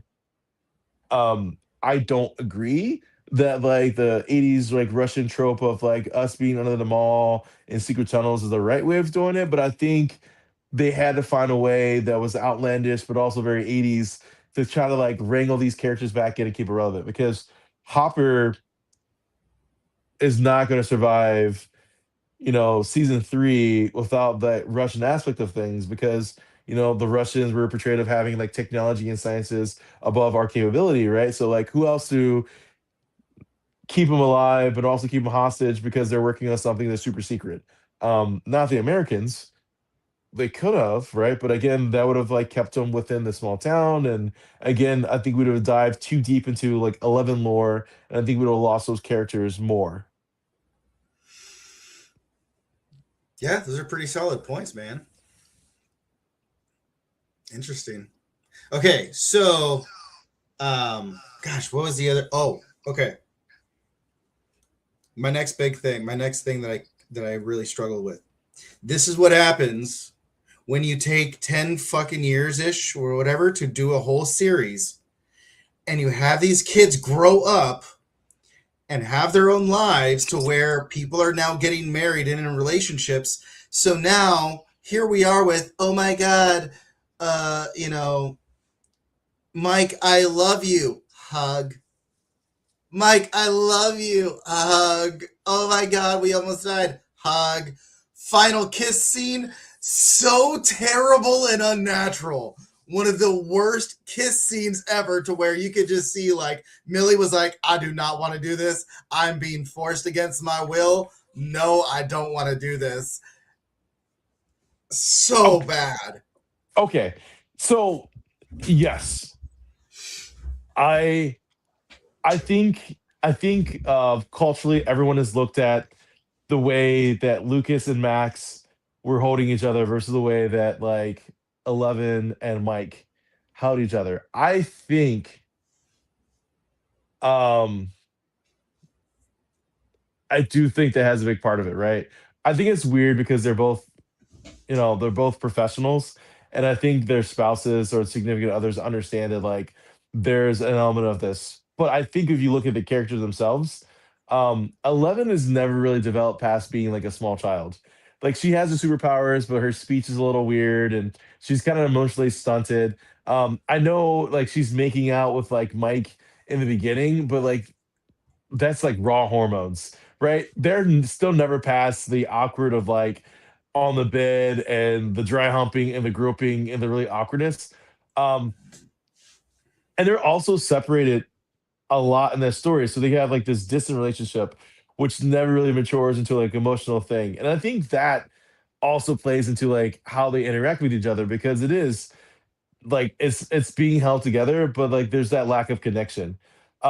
Like we met as kids, we had this moment, and we're developing as people, and we really want this to go forward, but it's not clicking. Like we're making this work, but I think everyone can see that this is not sustainable. And I think that could be a portrayal. I think that could be an interpretation of it. It's like, yeah, like their hug, but it was like they had like a young love. It's a fleeting love. It's an innocent love. It's a very immature thing that they were going through. And I think those last moments just kind of indicated that they never really had the opportunity to like dive into what would have been like progressing and learning and coping. Where I think where Lucas and Max, you don't get to see this on scene, but like they had to have normal interactions, doing dishes, doing chores, family dynamics where like Mm, theirs blossoms into like a relationship that is very flawed, right? But I think the flaws and the awkwardness of the relationship allows them to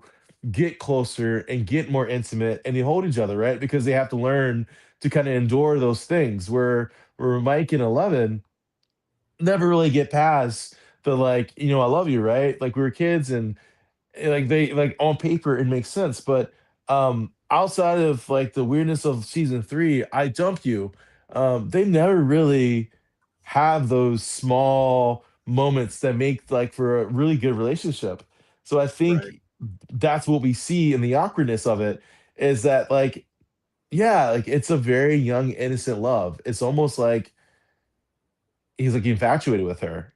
And she's never really given the opportunity to kind of blossom into like a girl in a way that like Max gets to blossom into a girl.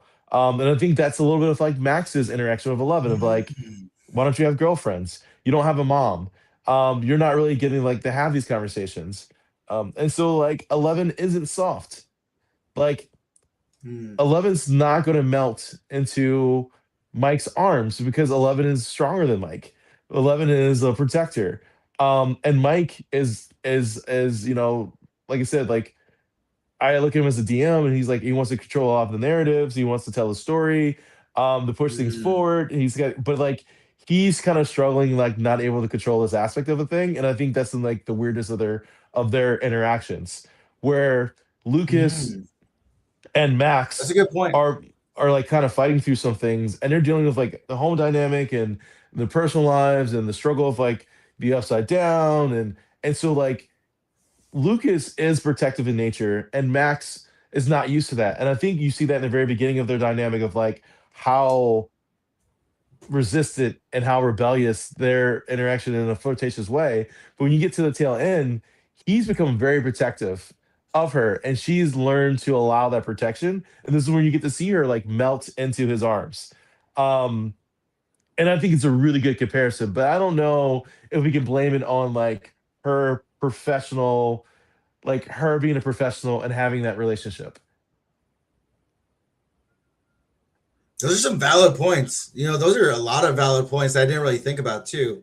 And it's interesting because yeah, like you have these two kids who say they love each other. Like we are in love. We love each other. But like Eleven's whole thing is to just fight this.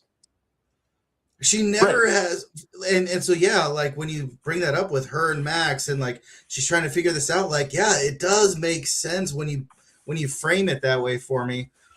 Because yeah, there's never been any real romantic connection there. It's always been like I want to go fight this thing, take it down, and then yeah, you've got Mike just trying to control every situation and scenario. And I think you compare those female characters, right? Um, Max comes from a mixed household, then it becomes a single household, right? But Max has a maternal figure to kind of help lead that aspect.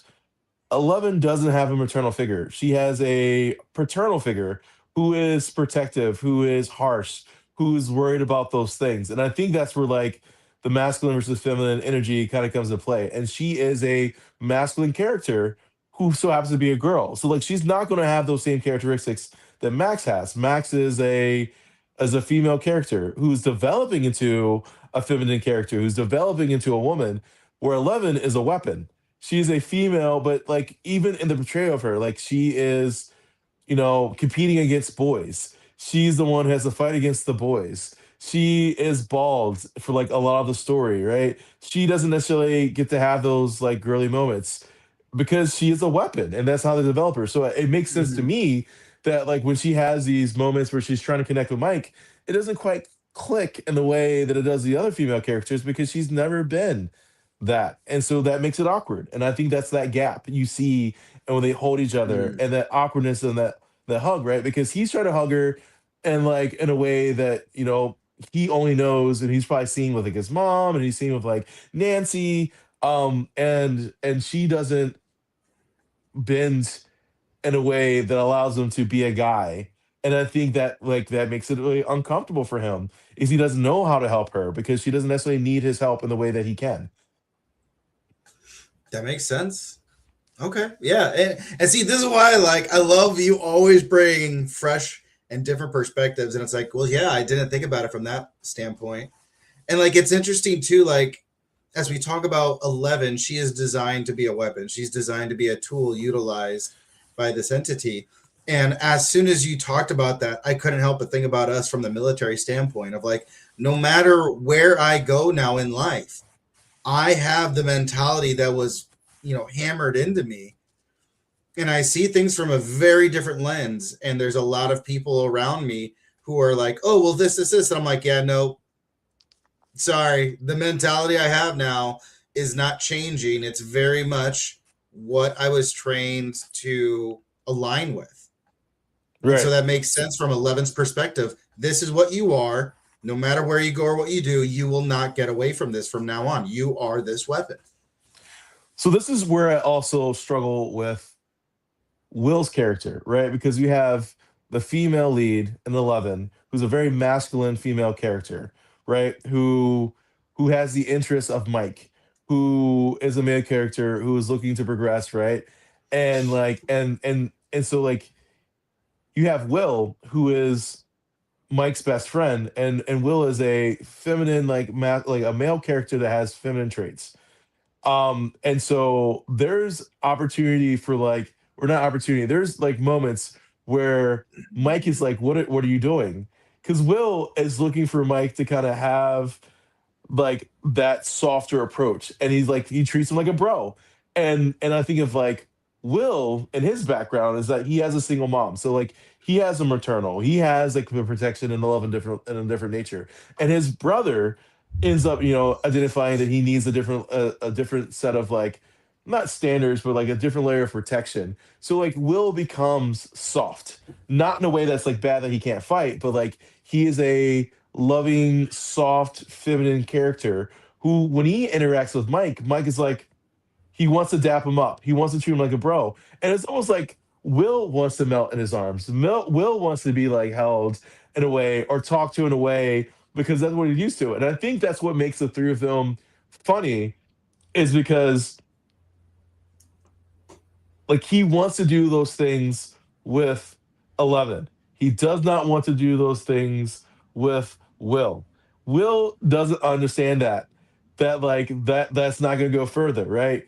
But I think that's also the poor development, is that we could have had that conversation early on before we get to season 5, of like the fact that like Mike is in the middle of like one thing with this really masculine female character and a really feminine, or a kind of a feminine male character, and then like how they like almost like what they want from him is almost swapped, or what he can contribute to them Mm. are swapped, and he is too dense to like understand either one of those dynamics. um because although he's like the one who's kind of centered the whole thing, he's like telling a lot of stories and pushing things forward and like helping it, he just doesn't read between the lines very well.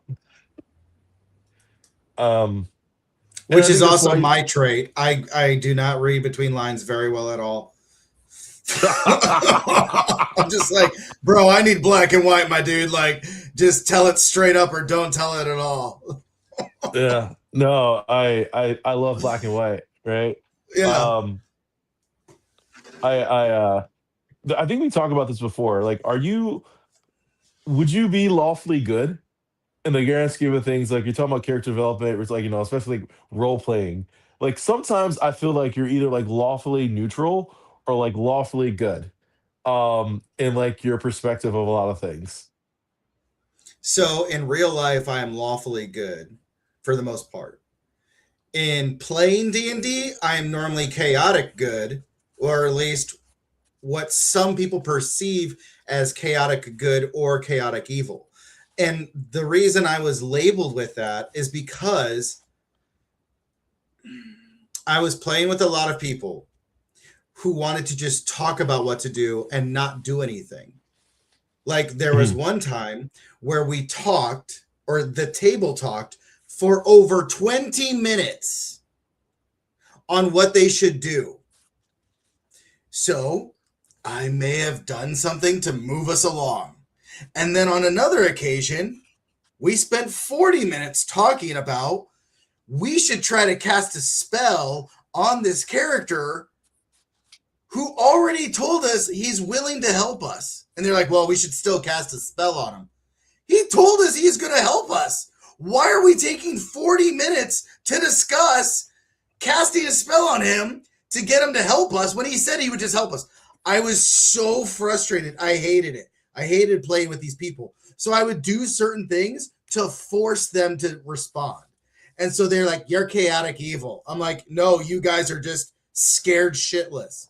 And you don't even, and I was a druid. So I was like, yo, if shit gets bad for us, I'm just changing into like an ant. And I'm just going to crawl away from you guys and let you all suffer through this. I'm going to find a giant crack and I'm just going to go do my thing. So they labeled me as chaotic evil. But I was just like, you guys have not read a whole lot of lit RPGs. You guys just don't understand how RPGs work. Like we should be looting bodies. We should be looking for hidden things. We should be doing these things. And you guys don't want to do any of that. Right. They had a hard time with the fact that I was like, yo, what do we like? I was also a charlatan. So I was trying. So we had this one character. Oh God, who had a love interest with a barmaid, and they were like, oh yeah, like I totally want to go talk to that barmaid. Oh, I'm trying to impress this barmaid. Our party will put on a show for the town. I'm like, the fuck we won't. So they're putting us into this contract. And then of course they're like, oh yeah, and we'll just buy beer for the whole town to come watch this show. And I'm like, with what fucking money? We don't have any money. And you're just telling us, you're telling this person, we're going to put on a show to impress this barmaid and we're going to buy all the beer in the bar, in the tavern for all the people. So I'm like, okay, fuck. You just fucked us. And no one else has a problem with this. So then of course, me being the charlatan, I'm like, yo, yeah, let's make this a contract. Let's Yeah. make this a contract. And so they're like, My party is like, why are we doing a contract? I'm like, write the fucking contract. So they write the contract. They don't remember that I've got a forgery kit because of all the things I have. So I go away at night and I sneak into the tavern and I forge contracts saying that the tavern is going to cover the expenses. So Hmm. I'm trying to do this to protect the party from getting fucked over based off of this person's sole selfish intent of fucking the tavern person. So I'm literally going around trying to fix all of this dilemma that they have caused for us, but they don't see it. So of course they're like, TJ's a chaotic evil person. Yeah, I wouldn't say, I struggle with chaotic evil, right? Because I feel like, I'll be completely honest, right? I love like the lore of like role playing. I mean, I grew up with like obviously like all RPG games are like my favorite, so I love like Morrowind, Skyrim, and stuff like that. But I don't think you really get to dive too much in like those characters. Fable. Now I'm super excited that Fable's coming back out. Whole different story. Um, but like when I think of chaotic evil, I think of characters like the Joker, who like really don't need any rationale. They just want to watch everything burn. Like it doesn't even have to make sense. Like they want to watch things fall apart for the sheer enjoyment of watching the pain and the raw emotion of like just being able to come in and create just disaster for everyone involved in it, whether it's physical or emotional. So when I struggle when I hear people talk about chaotic evil characters who have like a motive. I almost feel like chaotic evil is like evil in the purest form. It's like there's no motive. I just want to watch things burn. Um Yep. I think of chaotic neutral of like I would say chaotic neutral is like I like the sheer entertainment of things, right? Like I need to move this forward. I could care less if it's good or bad, but I just know I need to move this. And I would say for me and my lack of knowledge, and I acknowledge my lack of knowledge, everything you described to me just felt like very chaotic neutral because you're like, I'm working with the party, but like things aren't moving fast enough. I need things to move and I'm gonna move them because I want to see this going. But I don't necessarily want to do it for the sake of chaos, but I also don't feel a need to like make you guys feel good about it. I just want to watch some things happen. Um, but Well, that's that's my where what interpret. was funny was like there's one part where we were coming up and they're like, "Oh, there's the security checkpoint and they're looking for you guys." And I'm like, "All right, cool." And so everyone's freaking out like, "Well, what are we going to do?" I'm like, "It's called a distraction." So I lit an entire field on fire. And so the field is going in fire, there's trees ablaze, and I'm like, "Do the guards go and do something?" And they're like, "Oh my god, yeah, like they're responding to put the fire out." I'm like, "Cool. I got rid of the security checkpoint. Let's go." Like, how could you do that? It's a forest. I'm like, "You guys are really crushing my vibes right now." Wait, are you a druid though? Are you a druid I that's was a letting the place druid, on fire? yeah. I mean, like, We don't need to love all of the forest, just a little part of it. I mean, like, that, if you're a druid letting things on fire, that might be a little chaotic evil. That, Just a little bit, but it was for the that good of the party. that might be a little bit like now if in a moment I definitely give this a little bit of a sacrifice and but like come on man. like Well, what come else was on. funny was I went. So again, we were stuck in the first dungeon that we were in, which is the dumbest thing ever. And we're going there, and I'm just like they're just doing their thing. And I'm like, I'm fucking sick of this. I'm going off on my own. So I go off, and they're like, "Ooh, you passed through like this little portal." And I'm like, "All right, cool. Where am I?" "You're in the other room, the other chamber." I'm like, "Cool. I'm gonna sit down." And they're like, "What?" I'm like, "Yeah, I'm just gonna sit down and wait." Because my party is freaking out. They're like, "What did he do? Where did he go? Like, should we go with him?" I'm like, "I don't know. They'll fucking figure it out." So the one character has a familiar, which is a cat, and they send the cat in, and I'm looking down, and there's the cat looking at me, and I can hear the table. They're like, "I don't know. He's just sitting there. I don't know what he's doing." I grab the cat and I just chuck it into the chamber. And they're like, "You just killed this person's familiar." I'm like, "They'll get another one. It's totally fine." Oh my So there are goodness. definitely points where I had some chaotic evil tendencies. But again, it Yeah. was like, if you guys don't move along and do stuff together, I'm just gonna go do my own thing. This is driving me fucking nuts. Yeah, I can definitely see The where DM has like already told us there's nothing else to find in the hallway that we're in. So therefore, we need to move out of the hallway. There's only one way we came into this dungeon. That means we have to go to this way. Oh, all right, so I guess because it's like I'm looking at the clock, I see it's like reaching close to like 2 hours, um and I was thinking about like because we were talking about like season five of Stranger Things, and we were talking a little bit like the characters, the poor development, the lack of development, like some things you wish would have changed or some opportunities, and obviously we know Stranger Things is as a world um is going to continue, right? Because there's the Broadway play that like does a little bit of like lore of things that happened before, the characters, the cast we know there's going to be a little bit of an animation series that's going to happen. I think it's going to take place between either seasons two or three, or I think it's seasons two or three. A little so, and I think there's actually another project that's going to dive a little bit into more of like what was actually in the box of Henry, and right. how we kind of like learn a little like of like the upside down and a different world. So I definitely know we're getting the opportunity to kind of get a better idea of like how the world itself with these creatures and these characters are going to develop. I just think um with that all being said, that I don't know if it's ever going to be as good as what it could have been. I think Oh yeah.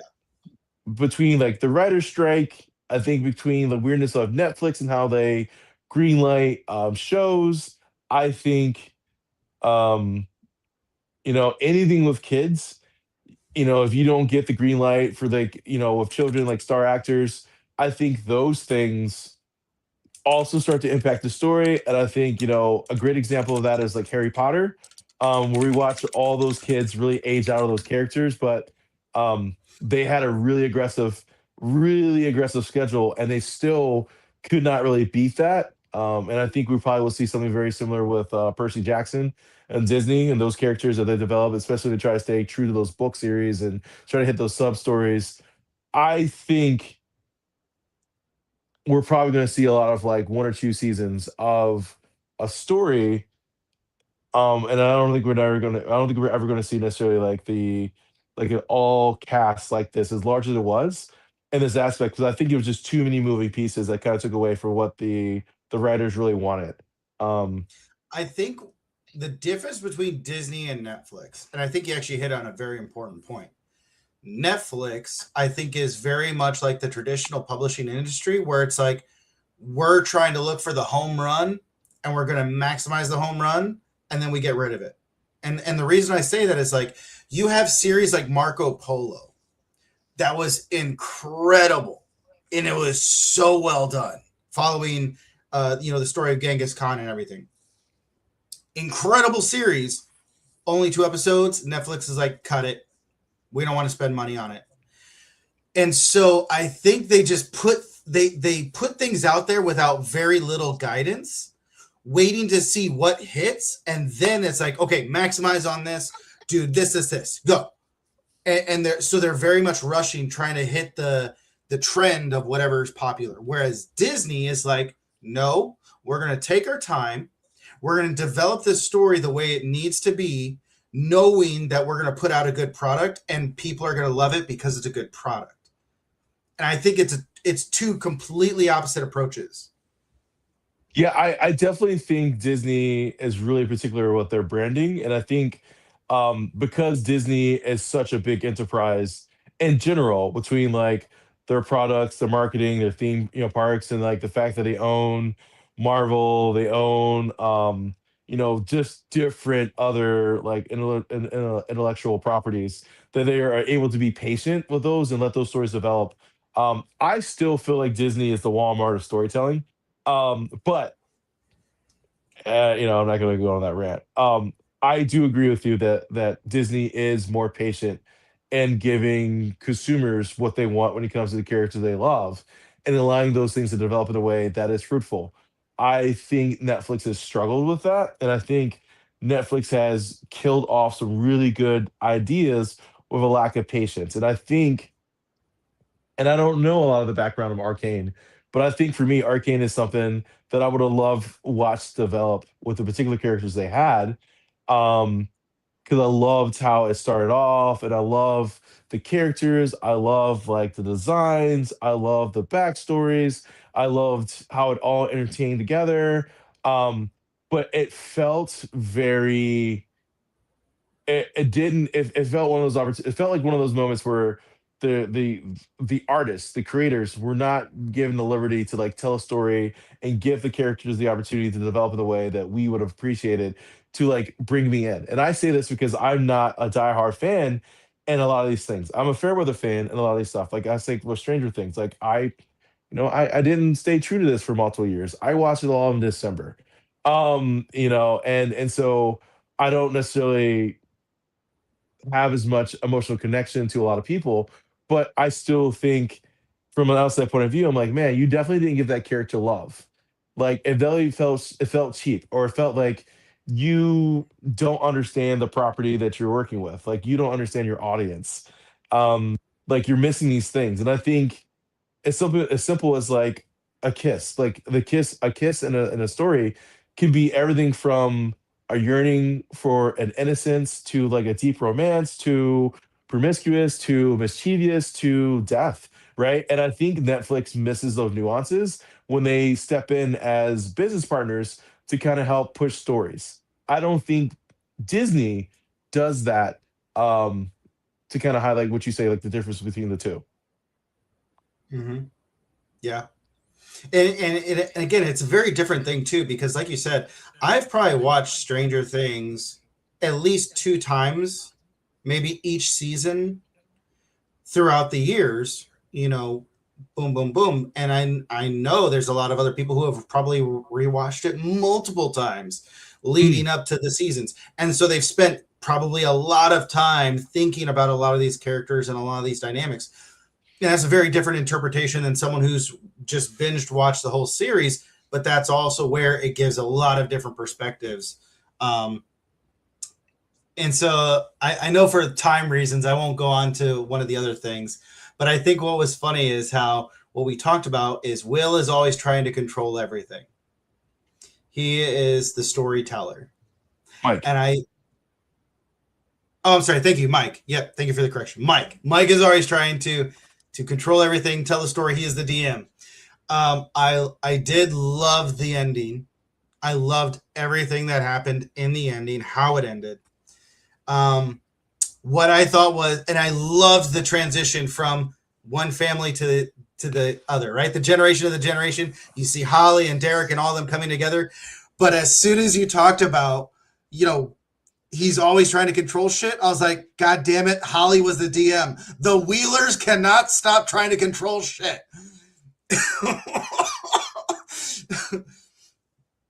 Holly is gonna fuck up this party just like her older brother did.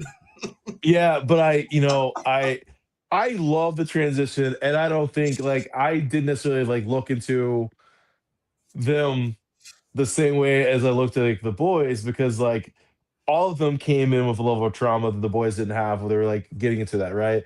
So like Dungeons and Dragons was like a different level of escape than it was for the boys who like got into the game and then dealt with these whole things and had to like say goodbye to their childhood. As like for me, like Holly and those kids endure trauma and now we're trying to regain their childhood and trying to find escape in a different way. So that's how I looked at it. Um, but I love it's almost like but the cycle continues, right? Yeah. Like it's still going forward. Um, but I'm just gonna be honest, man. Of all the characters, Mike was my least favorite. Like of the main characters. Like I know I talked a lot of trash about eight, but I'm just gonna put it out there.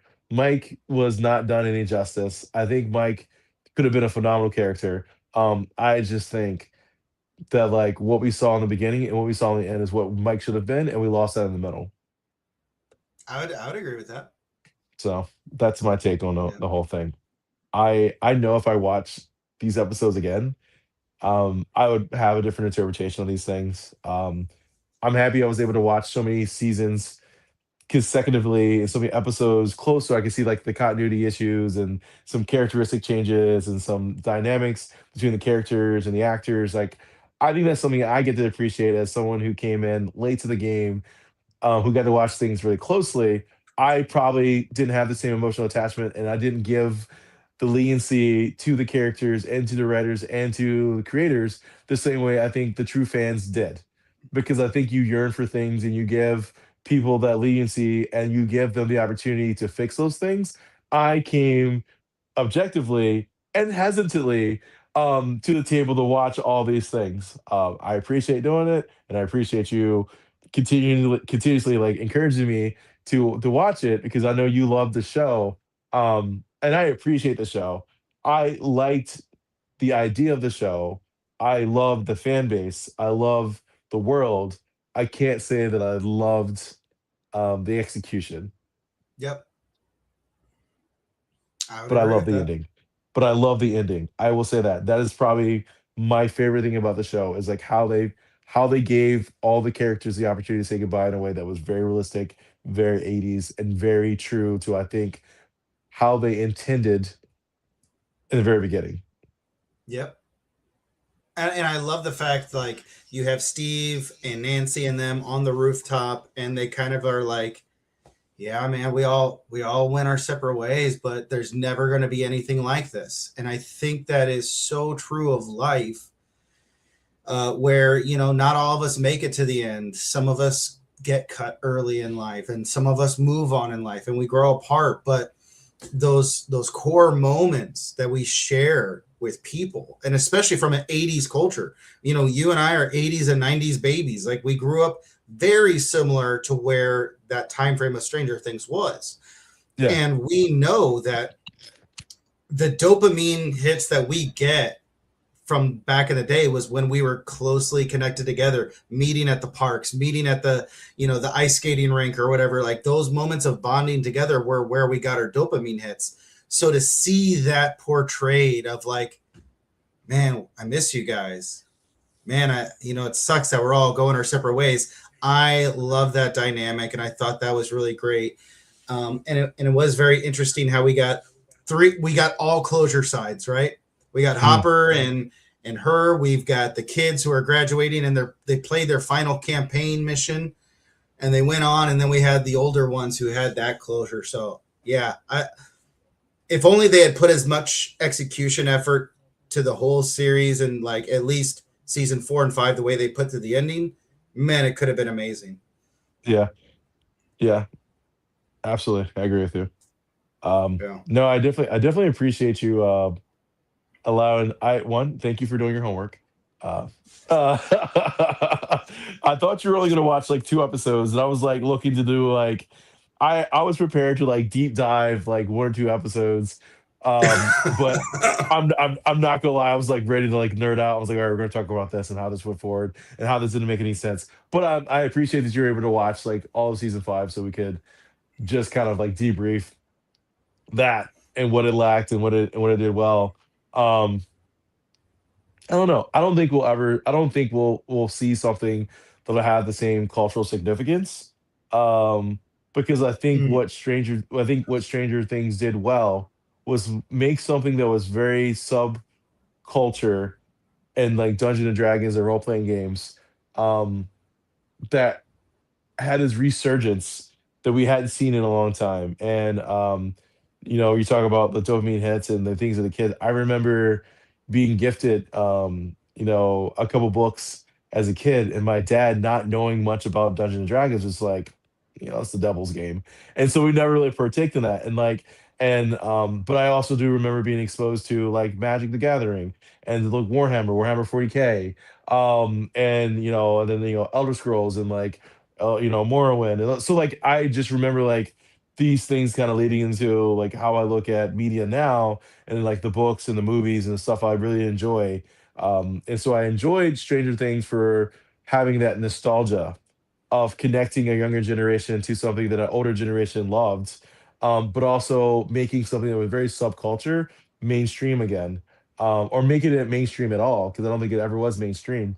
Um, and and I think it did a good job of that. I hope if they move forward, they stay true to themselves and they're developing their story. And I hope they don't necessarily allow mainstream culture to dictate like the story they tell, because I think that's really what makes these things unique, and I think that's what really keeps like the fans happy. Yeah. Yeah. As soon as you try to appease a certain dynamic of an audience, you're going to lose the genuineness to it. And if you stick to what you intended when you first started, you're not going to like all the decisions, but that is their story to tell. Yeah, And yeah, that shift, that's where you lose a lot of it. yeah. So no, dude, this is great. Anyways, I really appreciate you letting me log on and ramble for 2 hours on.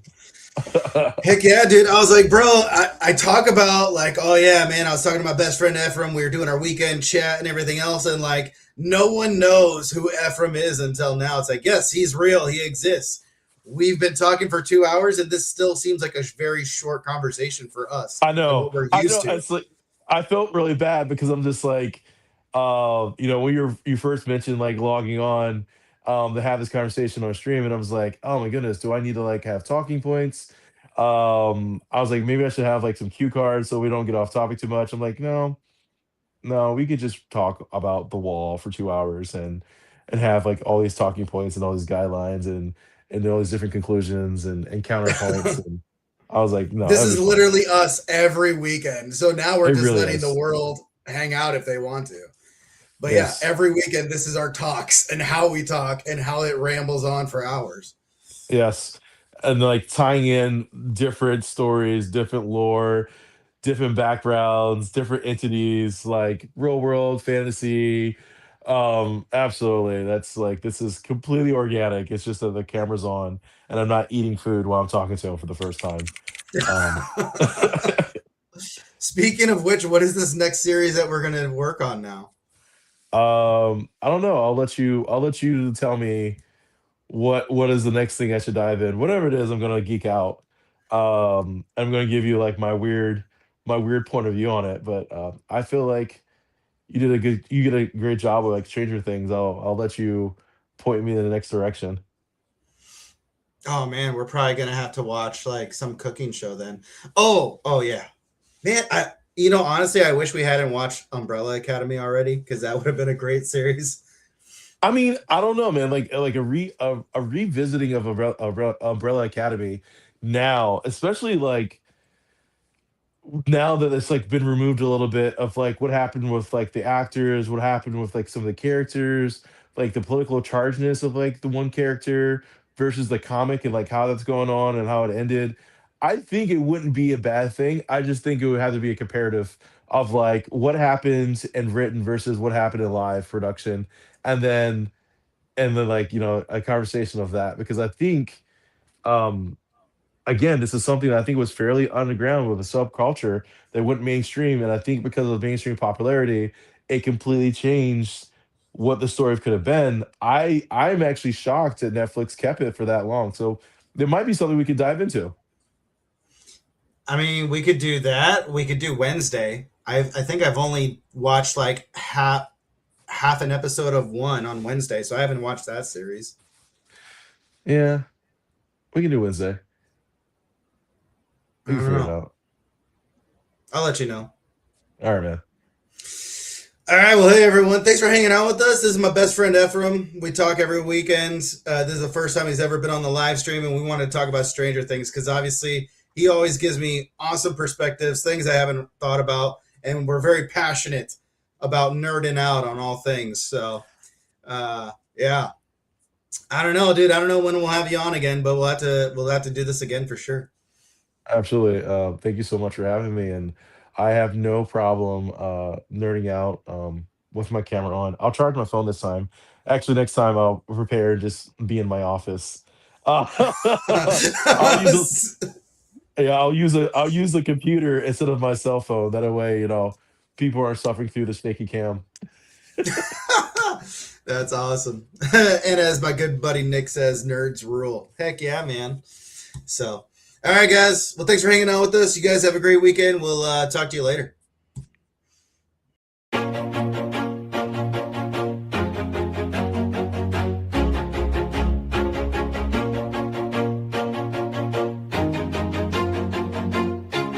Always do it on my own, so I gotta get through it. And the only thing I know is to love what I'm doing. Never give up, never slow, till I finally prove it. Never listen to the no's, I just wanna keep moving. Keep my head up when I act, head up, that's a fact. Never looking back, I'ma keep myself on track. Keep my head up, staying strong, always moving on. Feel I don't belong, tell my thoughts to move along. Push myself to be the best, die with no regrets. Live with every breath, see my message start to spread. And I had so many dreams, then you hit your teens. Life ain't really what it seems, try to find out what it means. Always do it on my own, so I gotta get through it. And the only thing I know is to love what I'm doing. Never give up, never slow, till I finally prove it. Never listen to the no's, I just wanna keep moving. Yeah, I put out all this art, it's my only medicine. Yeah, everything I do, I'm just being genuine. Yeah, I'm sick of being screwed, feel my own adrenaline. Yeah, I do just what I do, and I hope you let me in, yeah.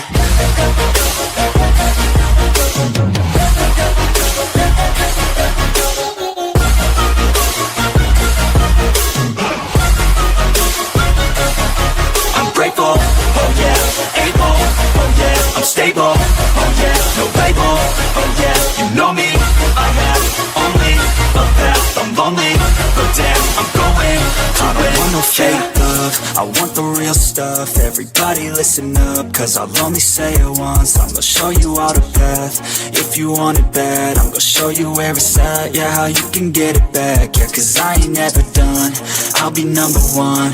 Working hella hard until I get just what I want, yeah. Rises like the sun, yeah, fatal like a gun. Shooters gonna shoot and I'm gonna shoot until I won, yeah. Always do it on my own, so I gotta get through it. And the only thing I know is to love what I'm doing. Never give up, never slow, till I finally prove it. Never listen to the no's, I just wanna keep moving. Yeah, I put out all this art, it's my only medicine. Yeah, everything I do, I'm just being genuine. Yeah, I'm sick of being screwed, feel my own adrenaline. Yeah, I do just what I do, and I hope you let me in, yeah.